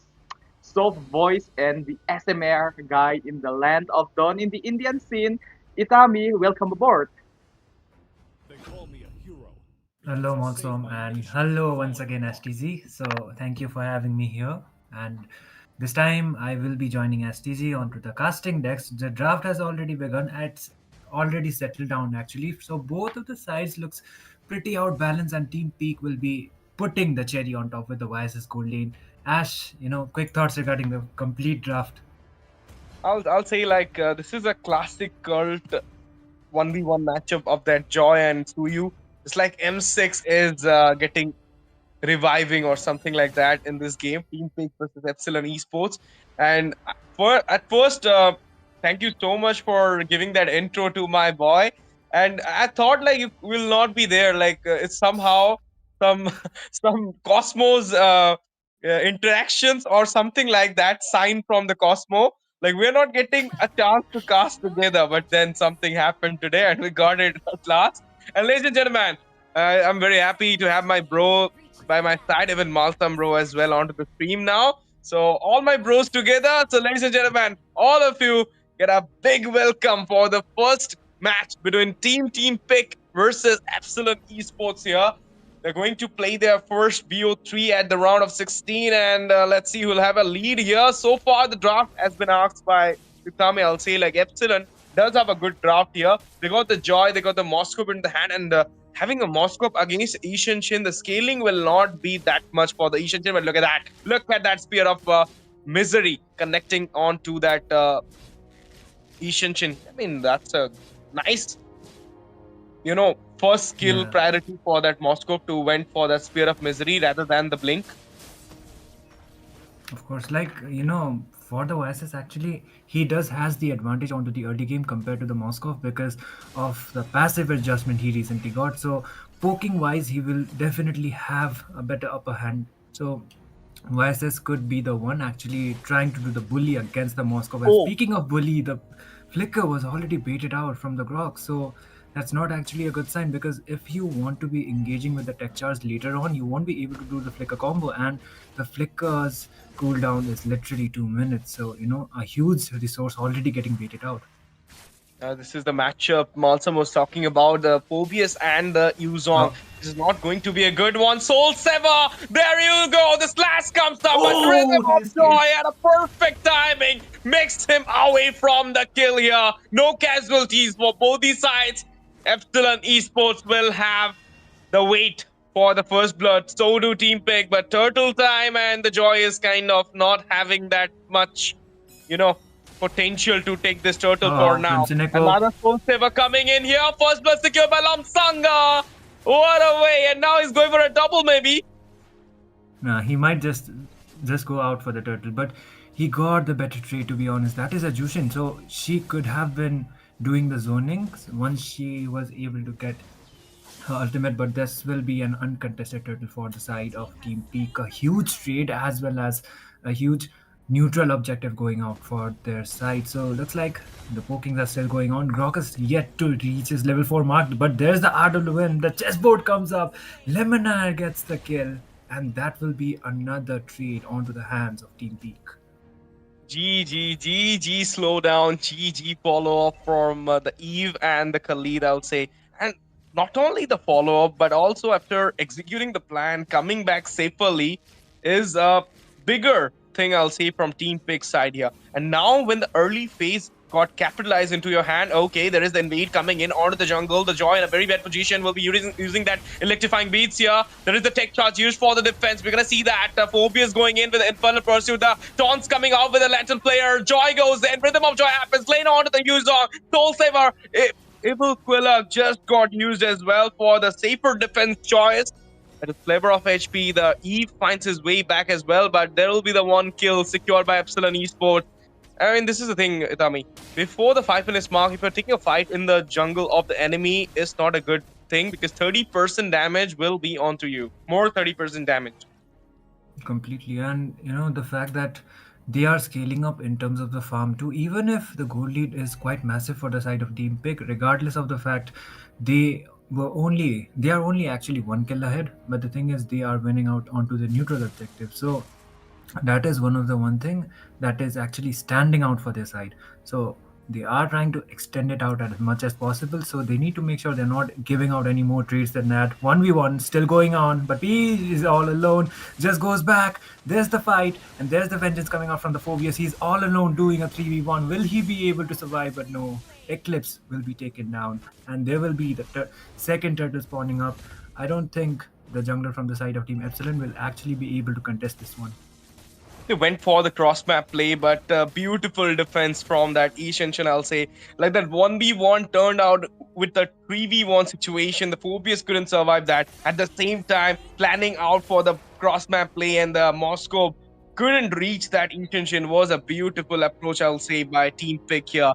And look at it. The second turtle grabbed on from the side of Team Pick here, grabbing out more EXP and more gold for their side. There is a 2k goal lead. Not much big, not much less, I would say, but still, it works in the early phase. The wall popped up. There is the knock-on onto the Ishenshin. He went back with the immune. Yep, and Eden Hazard still has the farm advantage against the Moscows. There's the 1v1 situation. He does has the Mountain Shocker, but he won't be using it. It is just the flicker, and he gets a solo kill onto the Moscow. A good trade by far. Looks like they will be trying to overcommit onto it, but the Mountain Shocker this time being used out in order to get out the visions. And Peak are still leading it out, and they have a massive lead onto the side, even if they haven't taken the bot tower. I guess Eden Hazard is scaling up when it comes out onto the gold farm. Oh, there's the kill. Oh, there's Cody coming in here. RWM popped up. Follow-up, raising Sasha with the flicker combo coming. His level from the Joy. He finds his way back to the Rhythm of Joy. Look at that. He got the region, but for now, the Khalid in a very bad position. Will be taken out with the speed up is reflecting on him. The final given by the Jushin. Joy falls down in the hand of the Ishenshin here, and there you go, the tech charge coming in. Infernal Pursuit, Cloud falls down first, double onto Eden Hazard. What a way to conclude those kills for Epsilon Esports, charging onto the mid. And an inch-up moment, everything got shattered, everything got chased. Evil Quiller is coming in there. The mid lane tier 1 is surviving, but not much. The Phobius grabbed his hand onto it and will be falling down instantly. The redemption was quite good, but the trade will be higher from the side of Epsilon Esports.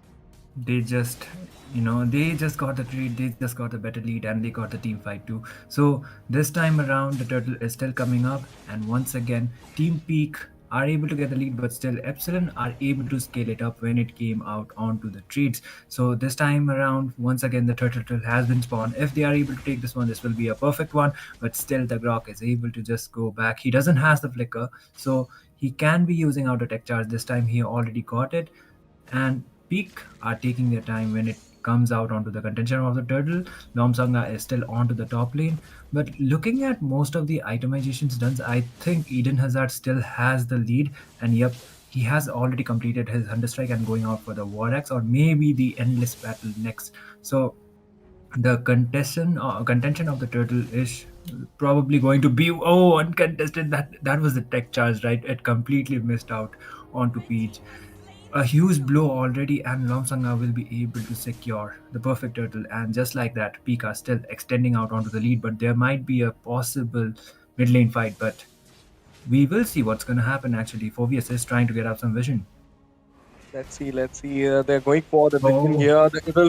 There is the slash with the Soul Saver. Look at that Phobius getting tormented with a 5-man gang onto him. He falls down first immediately, and now there will be a slain onto the Moscow. They're going in with a Lantern Player. Use your poke coming out very well. Limiter falls down. Crimson into the hand of, and double kills to get onto that Grok. It is a 4-man down from the side of Team Epsilon Esports. Just the joy will be surviving. Hey, Rizel, beautiful escape, I'll say, but pretty good trades being secured by the side of Team Pick with a lead onto the scoreboard. They grabbed up the micro, and now they're securing the structure. They're Sodi connected. Okay, beautiful escape with the Evil Quilla. Lomsanga. He just goes back right on time, and I guess he will not be over-initiating onto this as well. Uses the Mountain Choker by Eden Hazard in order to actually trying to secure the purple.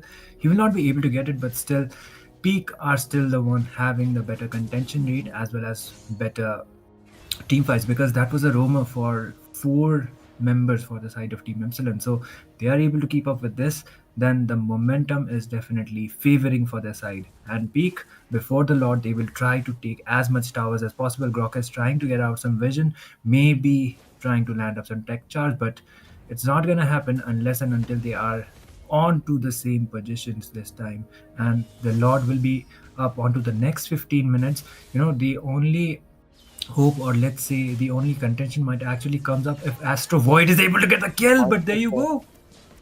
WM following it up with the Black Dragon coming in. The structure is in a very less health, but look at that airborne damage coming out onto that Dragon. He's getting on the way, and now he will grab the kill onto the Jushin, but falls down immediately. 1-for-1. Shutdown happened to the Dragon there. And the trade was 2-for-1 actually, but now the Soul Saver coming in. Evil Quilla used, he went back into the safer choice, but at the same time, look at that, onto the Lord. Ishanshin is contesting it out without anyone's follow-up.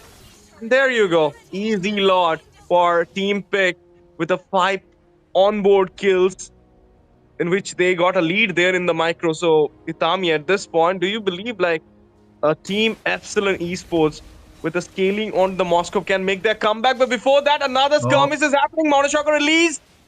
Okay, nice retaliation. Yeah, they just decided to retreat it out. Eden Hazard just goes in, doesn't has the Mountain Choker this time, and he will be forced to go back. Tech Charge will be connecting onto the Khalid. There you go. The reason though, but the rhythm of joy with the electrifying base grabbed up a double. Aiden falls down, shut down to Lomsanga, triple, secured onto Cloud, and there might be a chance he might go for a Maniac. No. Double secured by the Jushin here. A 5-man wipeout with the Lord being defended. Team Epsilon Esports making their comeback in this game so far. Charging out with that 5-man wipeout, and as well as they managed to equalize the score. Exactly, and the thing is, the Jushin has got the Sky Piercer onto her. So once she is able to get the stacks, she becomes quite dangerous onto the team fights. I guess the stacks is already 30, so of course she's going to be hurting a lot more onto the next upcoming team fight. So Peak when it comes out onto initiating onto the team fights, they need to make sure, because the Joy, Rizel, he is going onto the back line, trying to mark the squishies, and he was able to do it perfectly, getting the triple as well as Jushin getting the double. It is a huge treat for them, but when it comes out onto the lead team contention, the Moscow is still yet to get farms as well as the itemizations is yet to be completed. But that was a good contention. Once again, Lemonar forced to go back with the Raging Sandstorm. Oh, beautiful escape with the Raging Sandstorm. But now the Moscow following him up. A killing spree for the Jushin here. They might want to go for a double. Slain out of Tisei. Beautifully done by the Astro Void here.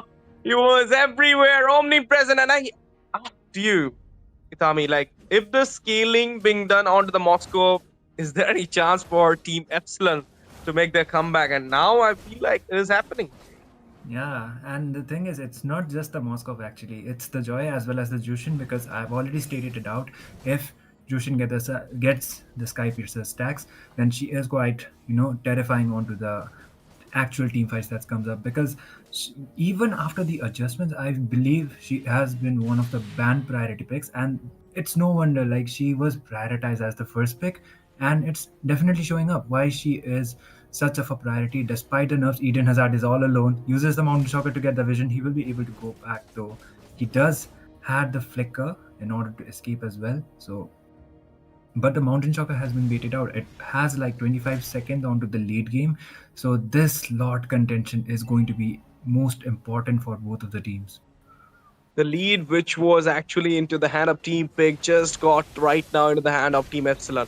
With the gold, with the micro as well. Lomtanga got in a good position. He went back with the Soul Saver and the evil fella. Nice escape though, but Joy, you're gonna give out the poke on to that Yuzong. For now, they're going for the Lord. No zoning out coming out from the side of Team Pig here. Look at the Dragon. He's trying something, but the Lord will just get busted down easily. Khalid, the baited down here, make a kill secured. Lemonar falls down.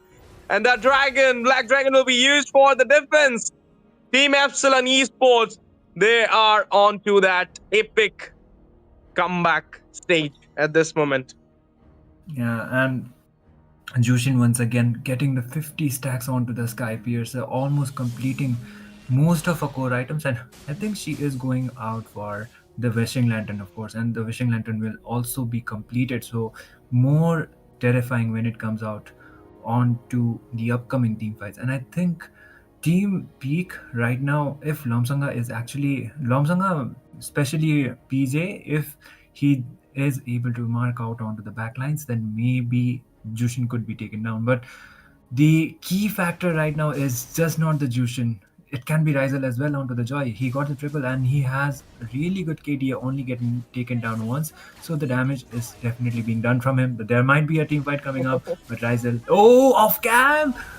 Off cam, but what just happened? Lomsanga, 2 falls down there. RWM used. Oh my goodness, down that Jushin shutdown happened by Eden Hazard, and now there is a mark onto that Moscow. He went back with the help of the flicker.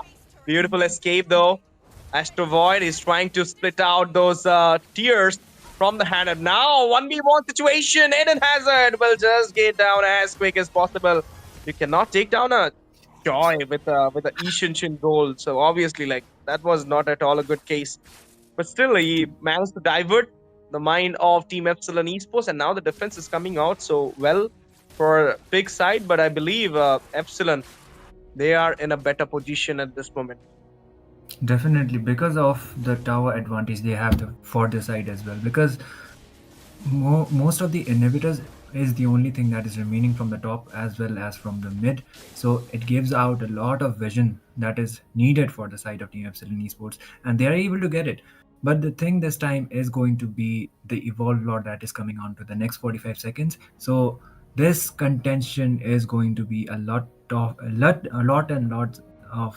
what do you call the hardships are definitely going to be there. Lemonar is getting to trying to get some visions out there, but still Astro Void all alone. Okay, the tech charge used here. PJ falls down first. RWM following up as well, but there is a kill onto Lemonar, and we're going to see the double onto that Jushin. There you go. They went back with the help of the flicker, but now they're getting tased down here. They will be going back easily though, but all those frontliners for Epsilon, Team Pick will be taken down at this moment. And the Lord marching in soon into the land down in just 9 seconds. But before that, they're giving all the pressure onto the tiers. Look at that. They want to take at least a base turret at this moment. They will not do that though. I mean, they couldn't do that though. But they will grab up this Lord easily. And there will be no contest, I believe, from the side of Peak. Yeah, there's no frontliners remaining, and that is still a win-win situation. Ryzen is able to get the Lord quite easily without any contention, so this defense is definitely going to be tough for the side of Team Peak. And if Team Epsilon actually comes up with a really good lane sync, then possibly they might be able to just end out the game as well. Looking at the itemization, most of them are done, and look at the Jushin playing like a utility as well, getting the brute force as the final item in order to be more sustainable onto the team fights. And she has a good KDA as well, as even if she was taken down previously, her stacks are still 62. So, Jushin, if she has the stacks onto the Sky Piercer, like I've already said, is quite terrifying. There might be the fight coming up soon enough, STZ. Okay. There might be a fight right now. The Lord marching onto the bot side. They managed to deflect it down, but look at the team Epsilon Esports. They really don't want to go inside at this point. They want to take down the tiers, but before that, the 1v1 setup coming out from the Suyu. Oh my goodness, the lacration from the Jushin. Does have the Sky Piercer stack onto her. Managed to secure double right now. Lumsanga, Inhibitor onto the top. Minions marching in. The pressure is high. They need to clear it down as soon as possible. They will do so as well. But nice defense from Epsilon at this. Pick at this point. But look at that. Oh no, Luminar. Oh, Cliff. He forced down a Leminer for the side of Team Pick here. Epsilon. They are charging forward at this moment. At a brick of second, we believe before the mid game approaches, it was Team Pick all were in the map, leading the stage. But then Epsilon, when they got the lead, they did not move back. Oh, Eden Hazard. He's trying to get some visions onto the Mountain Shocker. So, yeah, like you have already said, early game wise, it was Team Peak who was leading out the game. And right now, they're kind of struggling when it comes out to just closing it out, as well as keeping up the momentum onto the mid as well as onto the late. So, I guess the major problem actually showed up once Ryzel as well as Crimson Echo got the lead, as well as they got the kills for their side. So eventually it turned out to the fact that no inhibitor towers will be remaining for the side of Team Peak, and the contention might be coming up from either of the side. Longtongue just goes back, but that might not just be it. He is taking out a lot of hits, still decides to retreat. Because of the fact the Lord will be spawning soon, they wouldn't actually risk it out completely to lose out all of the members. And let's see, at this moment, 23-15, you have a goal lead for 4K, which doesn't matter because we are approaching the proper late game, 20 minutes. The Lord will be a little bit, more stronger at this moment. And you cannot take it down as easy as possible, and you don't have any base turrets at this point, so the deflection will be easy, but you will get a good gank as well. But now they're trying a contest here. The lead immediately goes down with a monster secured by the Jushin as well. There is a shutdown happened onto that Joy. The Winter Crown play comes in there. He went for that blood. The Rosebud has fallen down immediately. Double kill by Eden Hazard out of the Moscow. GG plays by Eden Hazard with that E-tension, I'll say. And now there is a chance that we might not gonna see a lot from the side of Team Epsilon Esports, because Pick has done the work. They've taken out their damage dealer. Absolutely, and for Team Peak, even if they lose out, have bought some time for their side to make sure the jungler as well as the gold laner was down.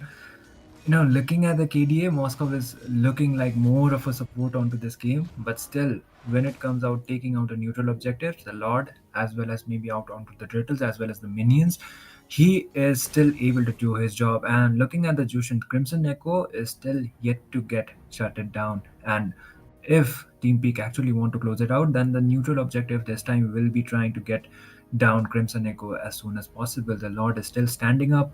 This is going to be, a much more HP based Lord, because it already has like 60,000 HP onto his side. And looking at the itemizations, most of the items are done, and they are most probably only going to do the item swaps out later. Jushin and the Moscow, look at the Moscow, already has sold out his boots and gotten out most of the core items. And same with the YSS actually. Eden Hazard can just swap out the rose gold with the immortality, or maybe the winter crown. But there you go, the Lord contention has started. Will Peak actually committed out onto the backline? Look at Liminar. Found a shocker info. They got the info out of Lim following up. Immortality popped out, but Texas is still on. He's gonna go for the set here. But look at the way he managed to outplay the 4 members. The Sony and look at the minions. Minions out of the base. They will approach the base here. They might gonna finish it out easily as well, but no, nothing gonna happen here. Electrifying beast coming into the way. The Khalid is getting deleted down with a burst coming on. Lamsanga with the play. The rose gold steal comes into the way, but he managed to secure the kill onto the Richie holder for Team Pick. I mean Epsilon Esports. But at this moment, guys, this team is playing so well. The pick starts coming in. The Khalid in a very bad position. The landed player, the taunts are gone, like secured by the Jushin here. They don't have the roamer. It's like the Khalid is like a paper in this game so far. He's deleting down 8 and every time, but what a play from Astro Void. Went in, give us that damage onto that 2U, and not a single chance for Lomsanga, who goes back. Both of the junglers down. This time, Team Epsilon are wasting no time, directly going out for the Lord. Eden Hazard is all low. Crimson Beacon comes out from the Jushin in order to get some pokes. He will be able to do the damage. Immortality has been popped out, but Crimson Echo goes down onto the process.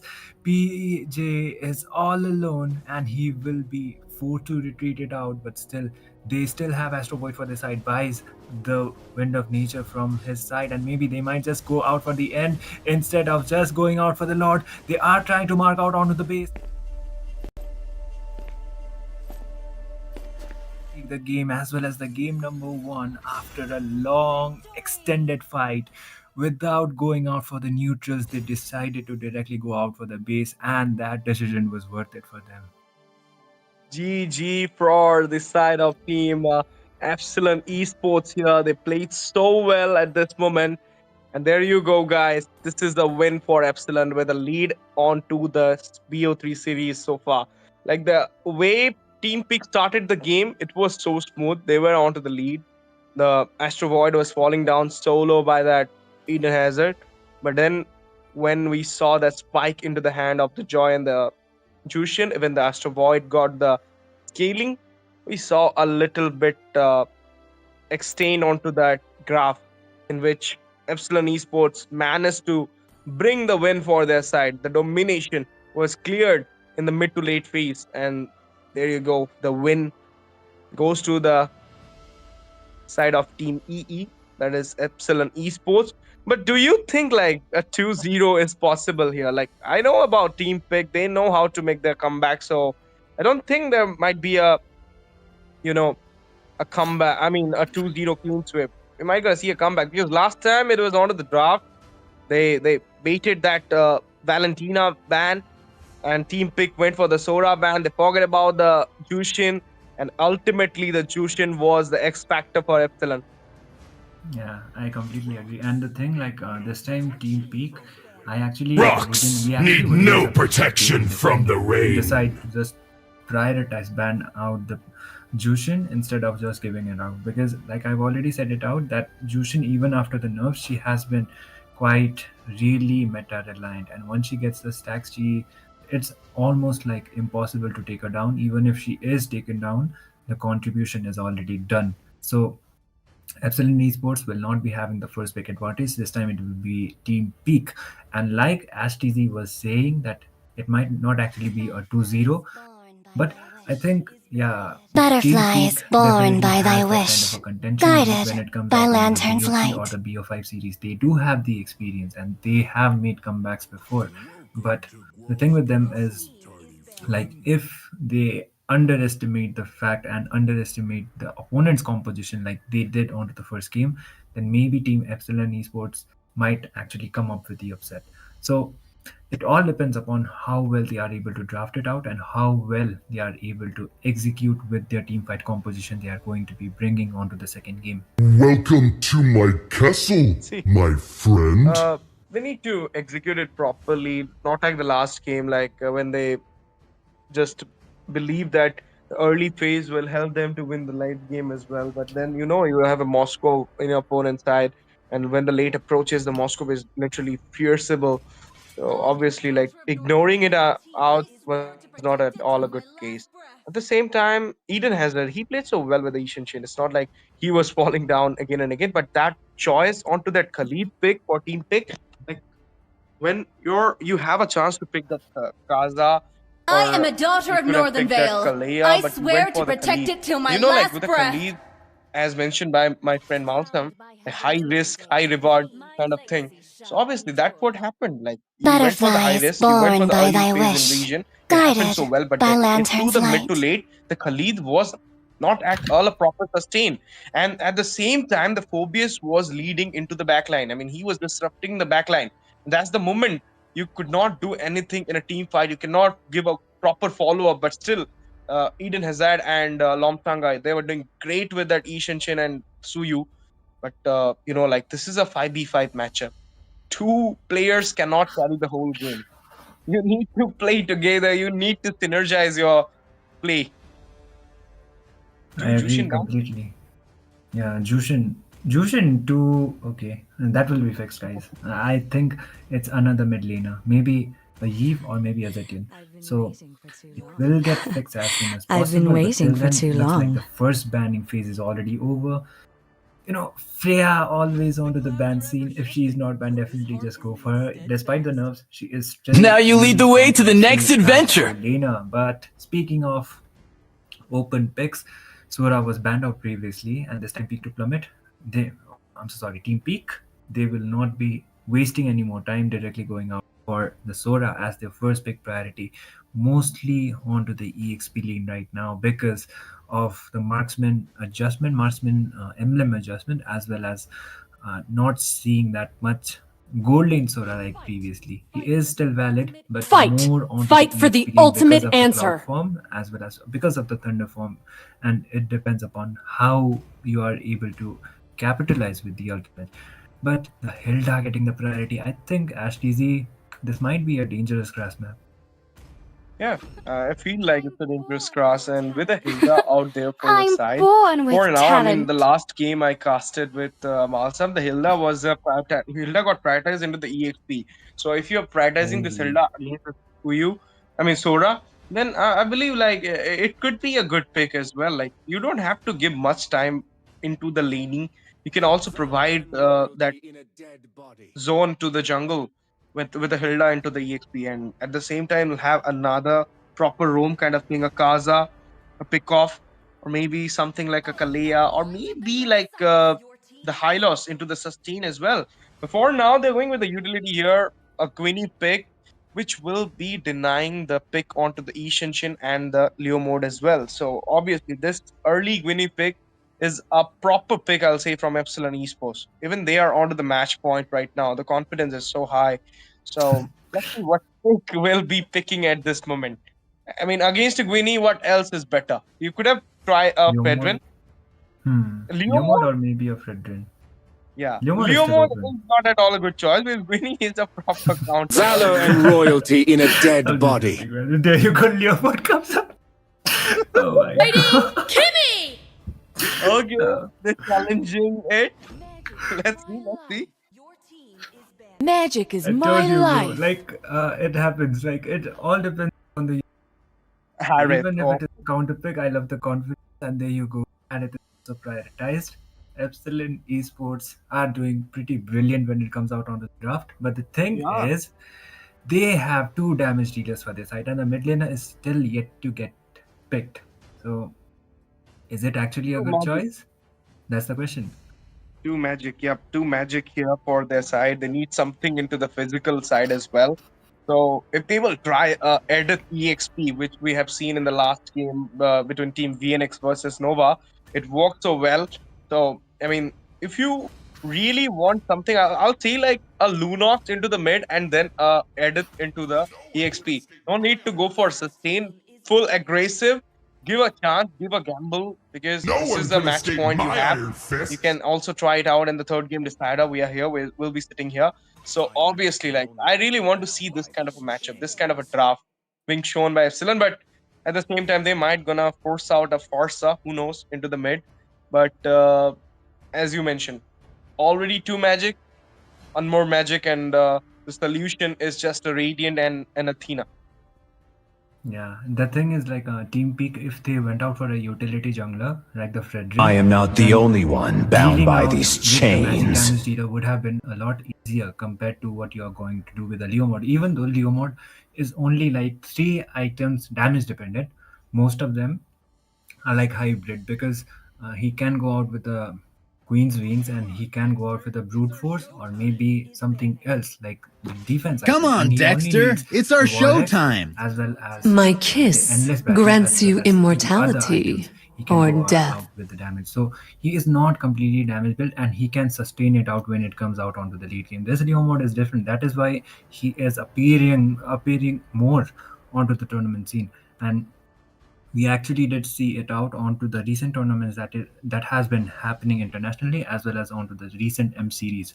But leaving all of that, most of the second banning phase as well is getting targeted to the EXP lane, because still from the side of Epsilon it is yet to get prioritized. But I guess Epsilon, they had that wild thought that the Badang could be prioritized out here as well, and maybe they are trying out for a composition which is not that much that doesn't have that much of a mobility. So that is the reason why we just decided to go out for a safer choice. Oh my god, bro. I am the power of light incarnate. I haven't seen Kagura for quite a while, but my question here is going to be, is it the Kagura onto the flicker or onto the flame shot? But Team Peak also comes up with a really good response, because once the Kaja lands the Divine Judgment, there is no escape even for the Kagura. She can't cancel it out. And even if you have a Purify, then the Kaja is a really great answer. Come and join me in my dream world. Oh, they got the Lunox as well into the goal. That's quite good, I'll say. Like against the Harith, of course. Yep, against the Harith, of course. So this is quite a good pick from Team Pick in this second game, which is a do or die set for them. And now I believe, what will be your priority onto the EXP? If this is a Hilda EXP, then what you will go for the roam, and if it's not a Hilda EXP, then into the EXP lane against a Sora, a Thamuz. Dragon is there as well. So let's see, Dragon. Yeah. There you go. They have the front, like they have the sustain for their side if it comes out onto the late game, actually, because the Guinevere is going to be, it's only going to be the concentrated energy, rest all going to be the defense items coming. So the major damage dealers are going to be the Harith as well as the Kagura, but it all depends upon how well they are able to keep up with the itemizations. I kind of trust Crimson Echo because of the fact how well he was able to utilize the Jushin onto the previous game. So this game around Team Peak, I think they are more reliant onto the meta, but Team Epsilon Esports, they are more reliant onto the comfort. But let's not forget the fact that comfort is also one of the things you can beat it out when it comes out going up against a meta. If you are comfortable with the hero, if your rotations as well as the neutral objective contentions are up to the point, you are still able to keep it up, and you might actually be able to, just clean out onto the match point as well. But ladies and gentlemen, we are back once again onto the land of Dawn. This is going to be the second game, best of 3 between Team Peak going up against Team Epsilon Esports. So we are already back, Ash, and this match, I would say completely different kind of a draft we are seeing, so it's going to be interesting. Yeah, let's see how it goes. The do or die set for Team Pick. They need to pull out ace game for their side, and Epsilon Esports, they just have to wait for the proper set, and then if they are getting the early phase damage, early phase lead for their side, they might have more confidence to grab up this win as well. But for now, the Kimi is literally ruling out the early phase of the game, dealing a lot of damage onto that Hilda, forcing him out to go back to the bush. So obviously, nice play coming out from the side of Team Pig in the early phase. Okay, that's a quick burst onto that Luna.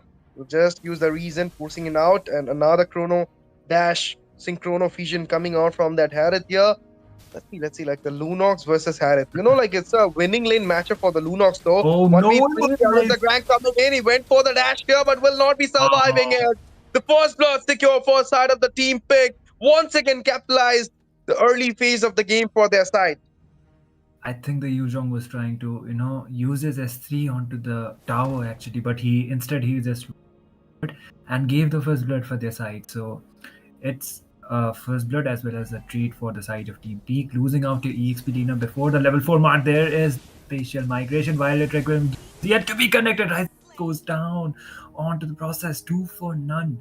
And that will be the turtle spawning and most probably should be an uncontested one. An uncontested turtle for the side of Team Pig. They got 2 kills on the board at this moment. They're leading the scoreboard. They're leading the macro. They're doing so well with that Leo mode. Even the counter pick has been picked up for Epsilon Esports side, but they are not doing much in this game so far. But last game was like that too. Okay, Lunox, he went a little bit overextended at this point. The Zaman Force coming in. The Brilliance over. Doesn't have the flicker. And there you go, marking him down as the first kill will be secured by Epsilon Esports. It will be the Hilda. Could have been actually great if it was Astro Void, but still, a gold lane trade is still a gold lane trade. And if you are able to win out on the lane, it give your team a lot of advantage when it comes out onto the later phases of the team fight. But Cloud, okay, interesting. He went out for the Sky Piercer first, confident enough that he will be able to secure some kills and without even completing his boots. So, there's the engage. There's the engage, there is a traction pulse, mark down the Sora, back into the wave, but the right judgment comes there. Lomstonga with the skill one, finds the kill there. Phantom Steed coming into the way. He's targeting down the Hilda, but the Hilda will have the reason onto the bush, so obviously it will be a waste of time to chase him down there. But for now, what a way, like you fall down first, you got the crowd control, then you went back with the inbuilt purify, then the divine judgment trapped you down. So that was a hefty trade for that Kaza. Definitely, and Lemonade is the one. So even if Kimi has the Sky Pierces, she is not able to trade it out. Instead, it's just the assets. But if she is able to keep up with the goalie, then it's all good. But for now, Peak is the one who has the higher lead, as well as they had one of the neutral objectives for their side. The second turtle will be spawning anytime soon. Eden Hazard trying to get the last hit, but it's Lomsanga actually. So Peak was able to secure the gold crab. So it will be giving out some more of an advantage. The turtle has already been spawned.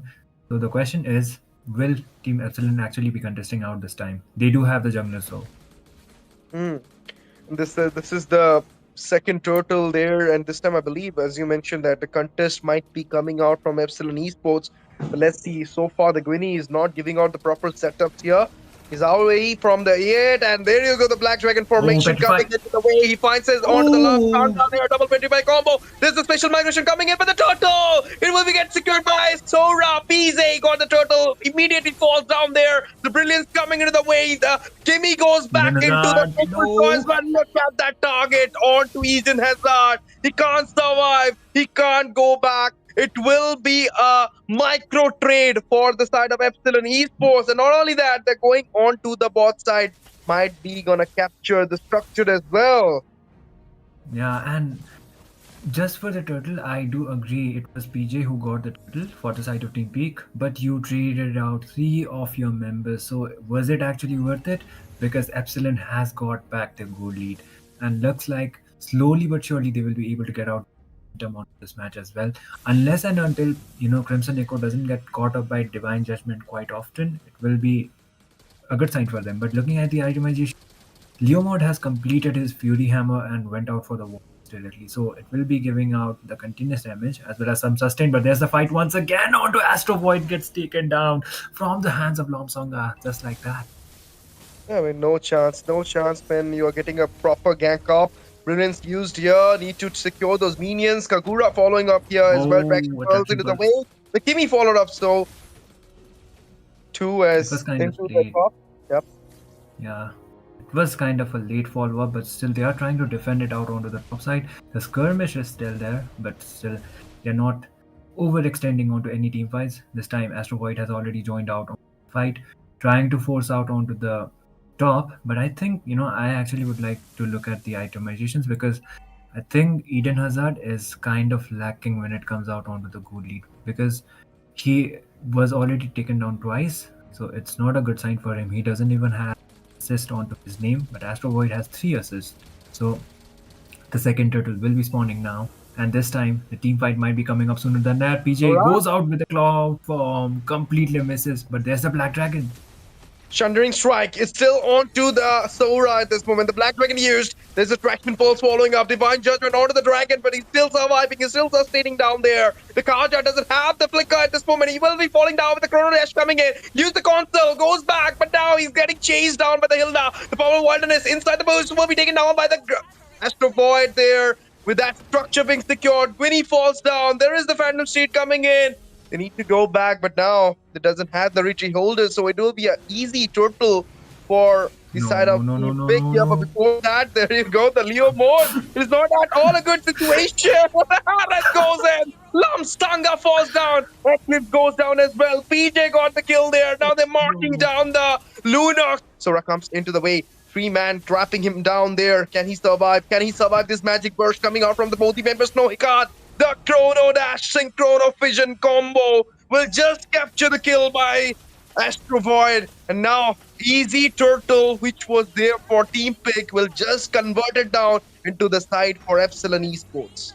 And they get the lead for their side as well. Epsilon, they are kind of equal when it comes out on, but a huge neutral objective going out for the side. Lomsaga might just try to go in with the Phantom Steed once again, able to get the shutdown. And there's the revitalize from the Hitler as well, but the sustain won't be enough. He gets the double for the turtle. He gets the double, so a win-win situation for both of the teams. Yep, a win-in situation, and I'll say the trade is similar. It's more like Team Pick is having the lead here with the structure being grabbed up onto the top and now onto the mid. They will be grabbing another structure. So obviously, they are having good trades with the map. And if you're going to follow up the micro as well, they have a good lead onto the gold. 1k, but still walks. And now it's time for the first Lord. So obviously, if we'll have the first Lord, they might well have a chance to secure more structures onto their board. But before that, they need to stop Astro Void here. This guy is playing literally so well with the position. Not going so aggressive and not, picking off unnecessary fights here. Shundering Strike, there's the crowd from, there is the Traction Pulse following up there. Oh my goodness, Black Dragon comes in, double Petrified combo. But there's a Mon first popped up, Volatile Grim, Sora falls down first, PJ. And now look at the Lunox, he going in with the Brilliance, killing spree onto Eclipse. The Dragon falls down and now they're cornering down the hill, the double for Lamsanga. With that Phantom Seed, they find the 2 of their frontliners at a time, and now just 20 seconds for the Lord. Resurrection time is kind of same. Do you think easy Lord for Pick? No, probably not. Should not be easy. But Lomsanga is onto a rampage right now, and he has a lot of bounty onto his head. So, looking at the itemization, most of it is already done. But look at the goal lead. Like the Harith on the Lunox doesn't have it much, but still Eden Hazard is kind of struggling when it comes out onto the team fights. I guess the Lunox gold is not actually paying them off like they expected it to do, regardless of the fact that is a natural counter against the Harith.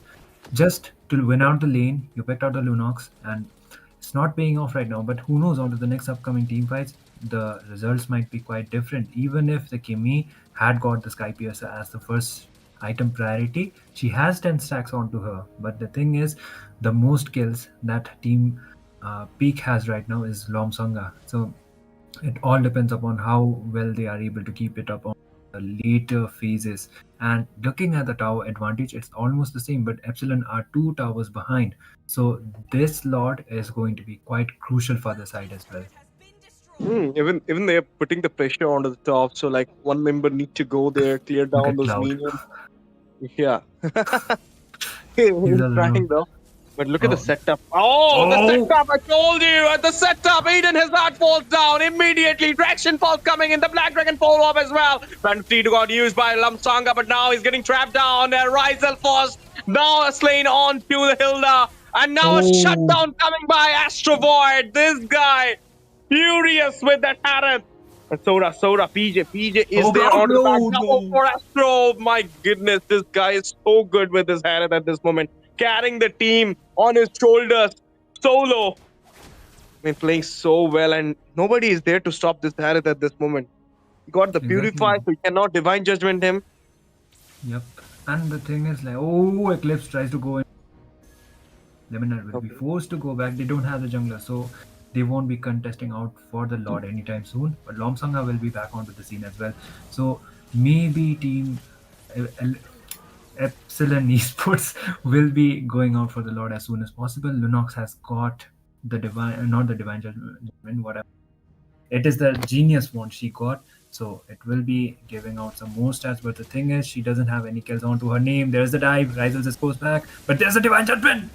Okay, traction falls follow as well. Rizel immediately busted down by the Lunox. The Manforce used. Look at that dragon. Fails it way. Leminar first goes down. Chundering strike coming to the way. Sliver of HP for the Leo. Lomsanga will be the double. And now there will be a shutdown onto Astro Void as well. Sliver of HP. Look at that umbrella play. Eden falls down. And now they're going on to the Tisei. From the behind, we're going to see the Kimi coming in with a continuous burst. Can he survive? Look at the double Petri. Not the double Petri though, but it's just the single dash from that from that dragon onto the top. The minions will get the MVP to secure the structure easily by them.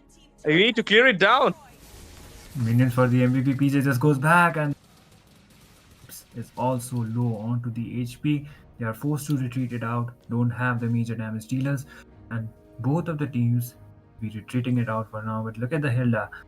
She is actually the one who has higher kills compared to Rizel, which is kind of justified as well because Hilda has the damage onto the early game, regardless of the fact she is a roamer and she has the defense items onto her. Rizel can just go in, use the special migration and connect it with the Violet Requiem onto the right target.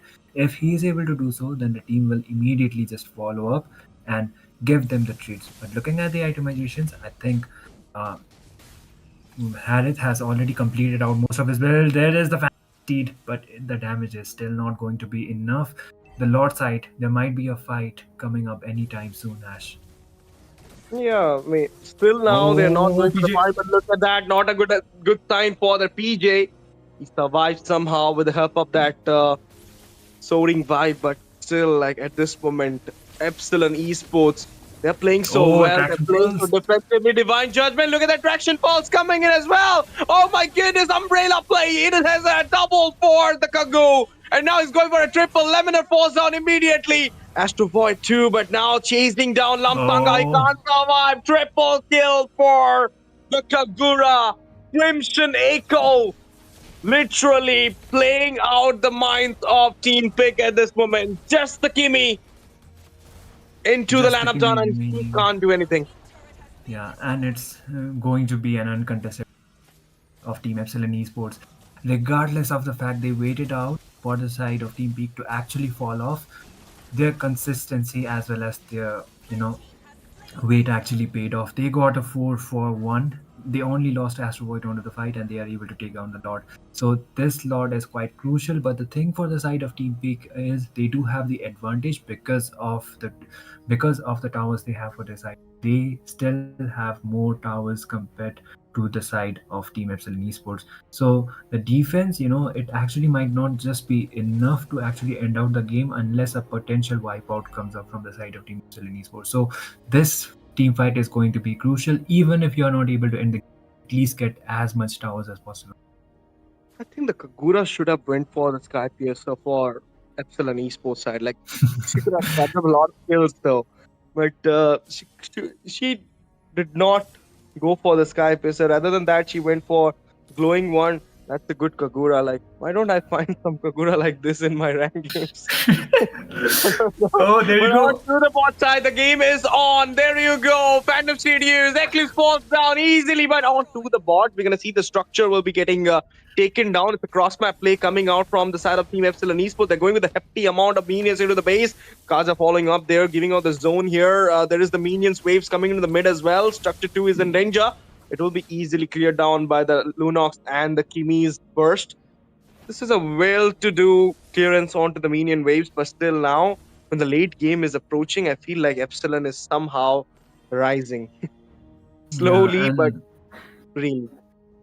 Yeah, slowly but surely, I would say. And of course, like Team Peak, they have to find like a 4 for none kind of a trade in order to actually come back on this game. Because, oh, there you go, the concealed play. They might actually try to commit. There's a Divine Judgment. There's the Divine Judgment onto Astro Boy.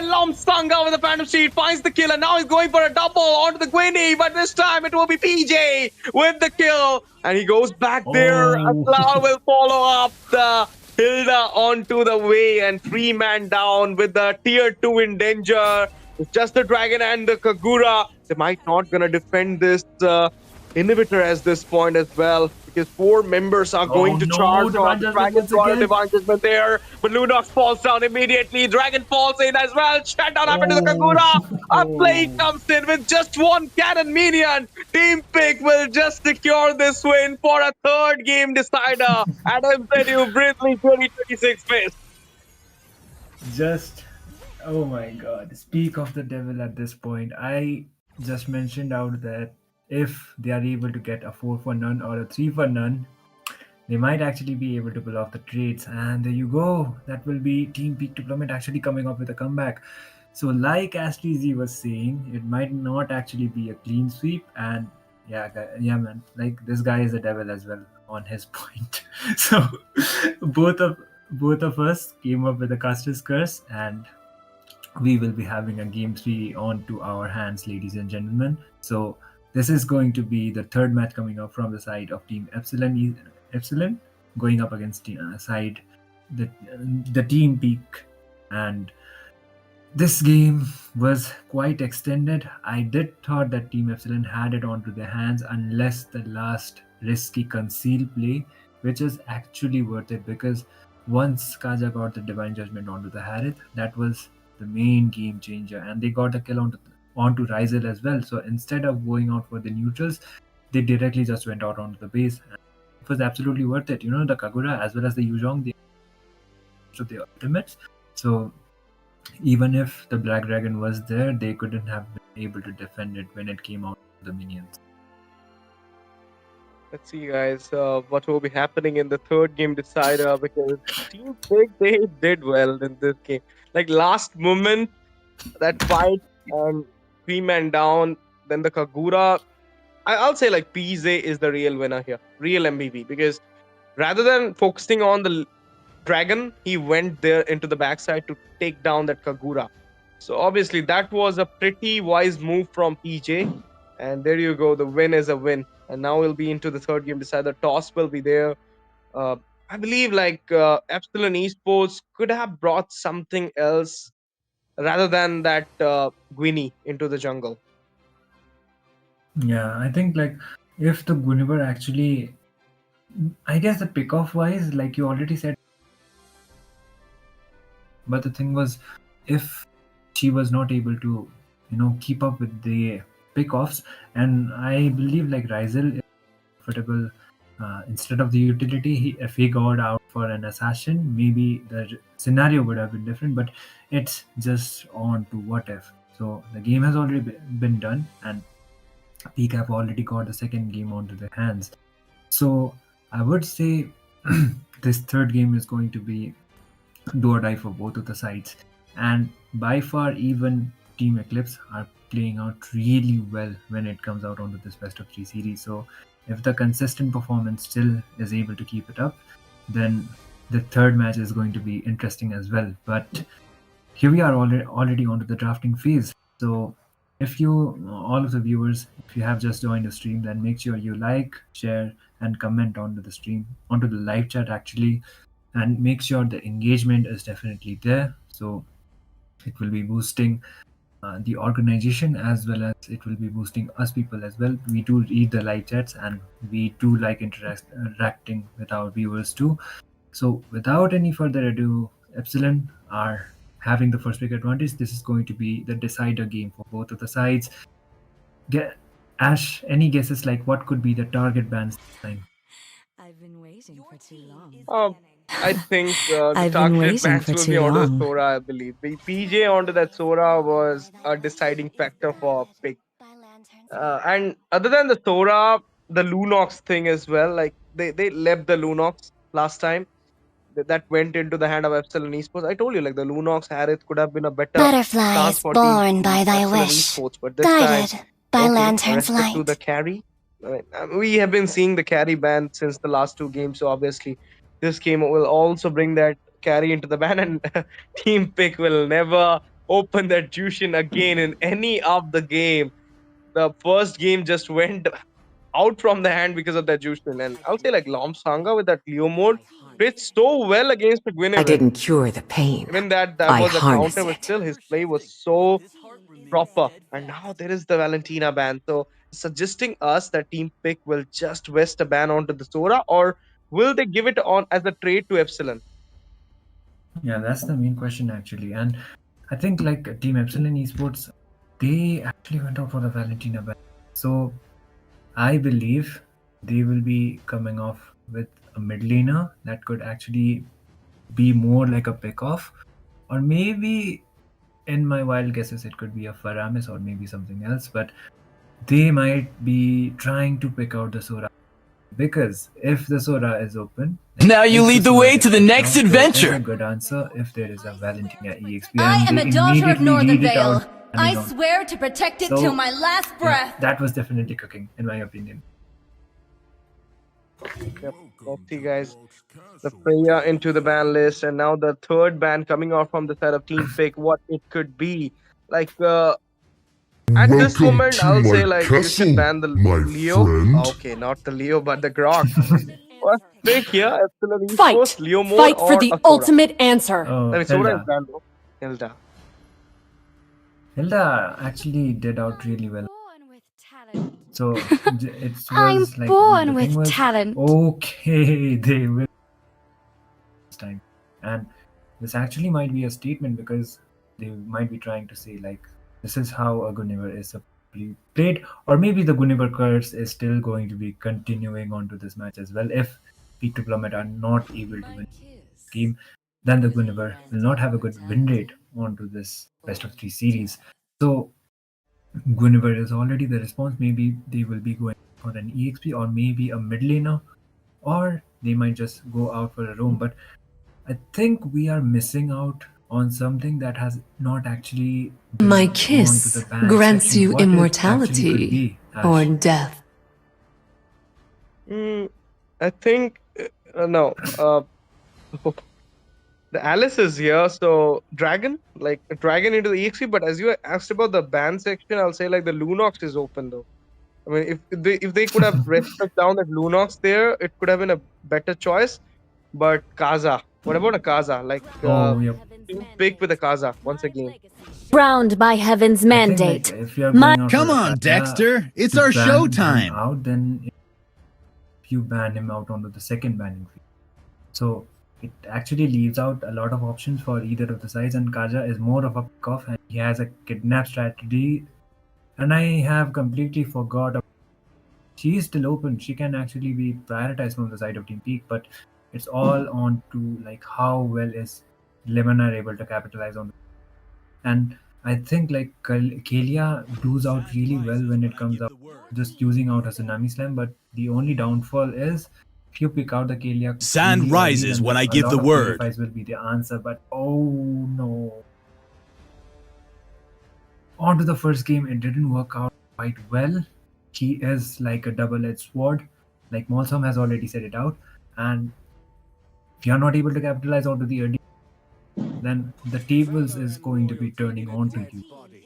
Valor and royalty in a dead Indeed, body. I'll say, because this Khalid is, we have seen what just happened to that Khalid in the first game. So, baiting it out once again, because there is a Hilda down there.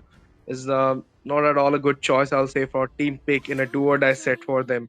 I mean, even though it's a do or die set I'm for enjoying Epsilon as well, in my but they're dream having the world. Claude this time, a scaling kind of hero, and with that, they will ban that Lunox here.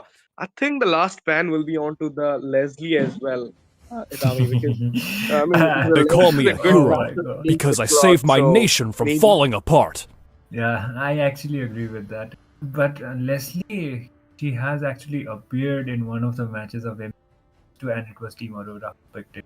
So, with the yeah. marksman adjustment, actually Leslie has a good chance of actually appearing onto this match.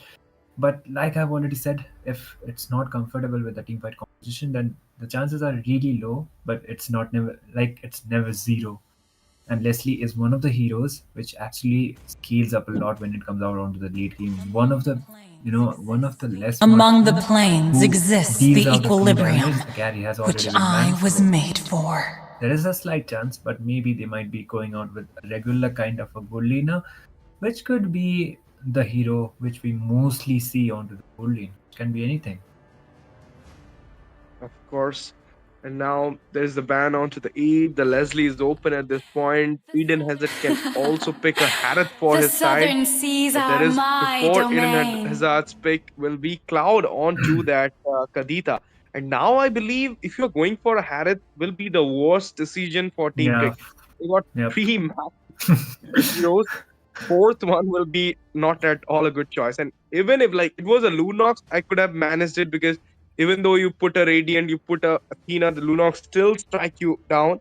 But with a Harith being there, I'm not sure about it. And even the EXP is open at this point. So if you're planning for a Harith, they can also, if they went for the Phobias, another threat for the Harith. I completely agree. And 4 magic dealers, like magic damage. See value in me? And you would try to go out with something else. Oh, I was kind of expecting a utility jump. Oh my god, no. We were talking about the Leslie Ash. You curse it out. And there you go. We have the Leslie against the Claude. If you are a goal leader, and if you are a Claude, we have seen it on the then- first day, third game of MPLPS. So Yeah. why not here? no. Yeah, if you're a Claude, then that's the worst thing you would actually expect because on the laning phase, you're definitely going to be struggling, even if the Leslie is kind of average. But this is Team Peak, and that is Eden Hazard. So I think he will be quite comfortable with the Leslie compared to the Lunox. And she has been hurting a patch. So the Claude will be having some kind of a trouble. And I think if she is able to scale up, even if she gets a Sky Piercer, and if she has the farm, she will be able to get even the Fredrin and the Uranus. So Epsilon has that tanky kind of a composition, but the entire farm relies onto that Claude. If he's not able to keep up with his job, this is going to be one hell of a match. But here we are once again onto the Land of Dawn. This is going to be the third game, the final game for the night. It is going to be Team Peak taking on Team Epsilon Esports. Onto the blue side they are, and this match is going to be quite menacing. STZ. Look at her already. Welcome back to the Land of Dawn for MZU Virthli Fest 2026. If you are oh no, revitalized, and the Uranus falls down there immediately in the start of the game. Not even 30 seconds of the game, and the first blood got concluded from the side of Team Pick. What a start, I'll say, in a third game decider. Yeah, absolutely. And Uranus was also, oh my god, just look at the Claude. He is not trying to commit it out, just waiting out for actually get Eden Hazard out of the scene, because the laning phase is going to be a lot tougher than usual. That is a direct counter pick, and against a Claude, Leslie works out really well, like we have already mentioned. And this time around, keeping up the farm is going to be the main, neutral objective for Epsilon Esports, because he is the only major of Team Epsilon. Zetian is more of a support. Once she uses the Fury of a Phoenix, the dives can definitely be there, but draft-wise, if executed perfectly, Peak might be having the upper hand. Yeah, let's see. For now, I'll say like Team Pick is having the upper hand because of that first blood, and even onto the Uranus, suggesting us that it might be an easy turtle for the setup team pick here. Before that, there's a taunt coming out. Pick up being baited from that Leslie. He went back to play it safe. 4-man gank was there, but nothing gonna happen to that Leslie. But there you go. They want to pick out that tower's gold. Leslie once again getting targeted down by the Hilda here. I mean, this is a good thing. You need to suppress that Leslie. You need to give your Claude more chances, but at the same time, Lomsanga will not waste his time. He'll just grab this turtle uncontestedly for his side. Yeah, and just like that, just for the Leslie, you know, Lomsanga already has the level 4 mark. Is the purple buff of the Fredrin of Rizel. So you are already leading out onto the neutral. Now deal out the purple buff. Something, you know, if you are an opponent jungler, that is the one thing that would actually trigger you out. Indeed, and now it's more like the turtle gone, the blue buff is gone from your side as well, so it's not so good start for the side of team Epsilon Esports in this third game decider. Raising home for the defense. Onto the top, there might be a potential gank onto that Uranus, but it's not going to happen here. Uranus played it safe though. They were trying to invade the red buff as well. Look at the roughness coming in. Zetian, she will surviving that way because of the revitalize popped up by that Hilda. Yeah, and that is what you would actually expect from a good roamer, and she is doing her job quite well. Lemonade is all alone, might be ganked up with the blazing duet yet to be coming, and there you go, Rise kill onto Lemonade, but there's the engage. Oh my goodness, that engage though, and now the Tisei is in a very bad position, but still he will strike on. Leather of HP for that Tilda. He finds his way back. Look at that damage coming out from the side of Team Pick. They're surviving their way, but they're still striking in onto the top. There's a 1v1 matchup being going on by that Uranus and Gwynny, Lomsanga. Lomsanga just goes out against the Uranus, uses the spatial migration with connecting, but still the job is being quite done really well from the Guinevere. Claude is not getting that much farm, and Peak are still able to keep up with the lead, but there's the Raging Sandstorm as well as the engage. The sniper coming up from the Leslie. The damage is still not. The turtle has been spawned. Looks like this might be another unless Rizel tries to go in. No, he's getting zoned out. Oh no, he's getting zoned out. The rough whips used as well. There is that blood art being used here. We're gonna see that Uranus coming in with that heavenly heal though, but the turtle just goes down with the hand of Lomsanga once again touching it. But for now, onto the bot side, they need to grab up some structure, but it's not even 5 minutes mark. But for now, throws the ruin. 2-man caught into the way. Roppers coming in. You have the Phoenix onto the way as well. Special migration used. Astro Void falls down. Lemonade 2 from the side of T-Pig. 1-for-1. The trade is the goal laner for the Roamer, and now they're going to devastating onto that Hilda. Double for Lomsanga. He's going for a triple. He got a lot of damage with that Zetius burst, but he used the special migration to go back. But look at that, he didn't have that true damage. Capturing the kill. The passive got used. Zetian doesn't have the passive for 2 minutes. That's the biggest info being out for the side of Team Pick. They're gonna strike down that Zetian with the rough waves now. Yeah, and the thing is, like, if she doesn't have the passive, they can just dive it onto that Eclipse. Is trying to some time for the side of his team. And looking at the itemizations, Claude has already completed his DHS. So instead of the boots, he is directly going on his next item, or maybe he might be going on boots. But there is another engage. Rough Waves comes up. This time it will be landing perfectly on Sonego. Gets the burst with the Kadita. That's a nice one, I'll say. Even the Eden has it. He's getting the damage at this point with that Leslie. So it's not at all a good sign for the side of team Epsilon Esports. Let's see if they can make their comeback at this moment, because they're losing out the macro. They're down with the micro as well. There is a slightest goal lead from the side of Team Pick, and it is about 3k. So obviously, like, Team Pick in all conditions are higher with the trade than Epsilon Esports. Now the third turtle coming in. Team Pick will try their best to grab it up for their side, and look at that onto the top side. Another structure falling down. They got another tier for them. And what the stuff with the info is talking about? It doesn't have the passive, so he falls down immediately with the rock whips coming in.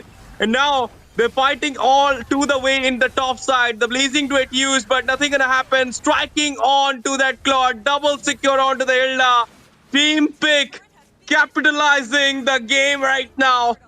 Each and every side has been taken out by the team pick at this moment. Turtle secured, kill secured, structure secured, and look at those items. It's just going on and on. The Fury Hammer being accumulated by the Khalid is gonna give a lot more damage. Yeah, that's the thing. Like Fury Hammer, we don't see it out quite often onto the Khalid, but still, he went it out and Lemonade got the double onto the tier 2 tower. And looking at the itemizations, Leslie is most probably going out for the Malefic gun in order to give out more range onto her sniper. But there is the taunt once again. They are just going back, trying to defend it out, but you never know when it comes to PJ. Just going in with the Alice. He has done it out twice and he might actually do it out thrice. Let's see. At this point, the minions waves will be strumbled here before the Lord comes into the land of Dawn. But before that, look at that Hilda. He's not zoning out properly. I believe you could have went for something into the pick-off and the things could have been changed here. Hilda went on to the strike. The Kadita comes into the way, got a taunt there. The Phoenix used. Initiation happened. Kadita went for the roughest for the defense. He went back on the safer side. Thrown the ruin used here. Hilda falls down first. A slain happened there. Plethora of HP for the Khalid. He went on to that Sand Guard, but falls down immediately. Killing spree will be concluded by Lomsanga onto Astro Boyd here. A 10-4-3. The score is team pick once again getting the trade for their side. Yeah, and once again, like Team Epsilon Esports are left with no openings for their side, and yet they are yet to conclude, let's say, even a tower. They have got 2 towers for their side, but still it's not actually enough. There's a taunt onto PJ. He just might not be able to go back, but Kadita comes up, able to get the kill. It's actually Lomsanga with the mega, and there's the engage once again onto them, but he might as well try to retreat it out. There is still so much damage by the trick will not be connecting. Whenever doesn't have the stacks onto Rizel. And there you go, the Lord has already been spawned. It looks like they won't be wasting any more time for the Lord. Indeed, and at this moment, like I'll say, team pick, they were literally going for the combo. The Throne of the Ruin and the Spatial Migration combo is working so well. And Leslie, this is the matchup I was talking about before the first game as well. I mean, when you're onto a Claude and you see a Leslie in front of you, you really feel so bad because you really don't want to play against Leslie. And that's the thing. I mean, she managed to capitalize the early phase of the game against the Claude, even though there was a lot of skirmishes onto her. That's the thing, like, still. Fury the Phoenix, what a state it was! The Claude, Kadita goes in there, Zatian falls down, Spatial Migration inside the tier, and there you go, snipe! But couldn't grab up the kill onto a sustain kind of veteran. There you go, inside the tier, they're still taking on the fight, the Blazing Duet coming on for the follow-up, and now they're striking in, they're not going back, the Lord raising onto the top inhibitor in a very way to take down first Astro Boyd, then Lemonaire, and shutdown happened to Lomsanga for his overextension. Now the taunts coming into the way, the Leslie is striking in there. The Kadita coming in soon for the follow, but there's minion waves. They need to defend the Lord at this point. Alice is sustaining as hell. But let's see if they can stop the Kadita. Kadita as well as maybe Lomsanga, the extended. And they could have been mating it out quite better. Appraisers were completely missing onto PJ. He doesn't have the kill, just goes back. There was the rough waves almost taking down the Helda. And it's only the 2 inhibitors remaining. So this time around, I think Team Peak, they have been quite on peak when it comes out onto the draft itself, because of the draft they are literally winning it out when it comes to objectives as well as getting onto the kills. So might as well, they might not be trying out to engage quite much. Rizel is all alone. Okay, he will still not get bursted down, but the next lot will be up onto the next minute, and I think Team Peak won't be overextending on any team fights as of now unless they find them onto an off position. Oh, there you go. Okay, the knock-on happening here. Look at that PJ onto that Alice this time. I mean, last time he was onto that Sora, and this time I'll say the Alice play was totally best. 308, the KD is striking in, initiating the fights, and this time into the mid, there is the Fury of the Phoenix coming in as well. Knock-on happened. Mega kill onto the 80th. Cloud securing another kill this time. And now he's striking back. The snipe coming in. Nothing gonna happen to the Fedrin though, but still, trade after trade will get secured by the side of Team Fate. Another one, another taunt, special migration onto the Fedrin. Fedrin falls down, throws the ring coming out from the backside. The blazing great used here, but still sustaining down. Slither of HP. The one shot will just secure a kill onto the Cloud. And now look at PJ. Look at this guy. Insane amount of sustain. Standing at the base, standing at the fountain, recalling, spamming onto the face of Epsilon Esports, breaking them down mentally as well. And the Lord already being spawned. PJ just adding more onto the damage. Being such of a nuisance with the Alice, there is actually no one to take him down. If it was the Cloud with the farm, it would have been quite different, but it's only onto an if kind of a situation. That will be an uncontested Lord going outside of Team Peak, and the contention as well as Team Epsilon Esports only are left with one inhibitor towers for their side. So miraculously, if they came up with the defense, then there could be otherwise, but the chances are really slim.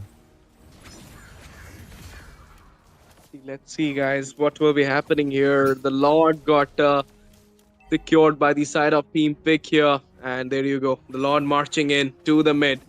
Not a single inhibitor has been there into the top and the mid. It's just the bot one, that too in the slightest of health, which can just take it down with one strike. From this, if Epsilon can make their comeback, it will be a biggest thing to see. Oh, there's the engage once again, and Cloud just goes in. He tries to dive in, Ryzel goes down, and that will be almost a complete wipeout. Zetin is the only member. The recalls as well as the emotes coming up. Team Peak to play Plummet. Team Peak comes up with a dominant display and takes the game number 3 for their side, as well as the season. Congratulations, Team Pick, for the win here. Even though you just lost the first game, you make sure that you'll go for the river sweep. And they grabbed up the slot onto the round of 8 at MZU Virthli 2026 Fest. What a game it was. All hell to PJ with that Alice, with that sustain, with that MVP. From the very beginning of the game to the end of the game, unkillable approach from the side of Team Peak's EXP laner PJ. With this, the evening will just come to an end. What a evening it was, Itami. Like the first game, MOBA Esports dominating their way for a 2-0 clean sweep. To the second game, we saw the thriller between Team Pick and Epsilon Esports to go into a third game decider and Pick to win it at last. It was a way of an evening for every MOBA aspires. And for now, we'll take our bid, come back tomorrow for the third day of round of 16. So, guys, till then, me, STZ, and Itami will be signing off from MZU Virthli 2026 Fest. You just have to come back tomorrow at the same time, 7 o'clock, for 2 more interesting games. So, till then, thank you for joining. Thank you for watching. Love you all, everyone. Good night. Sabak here.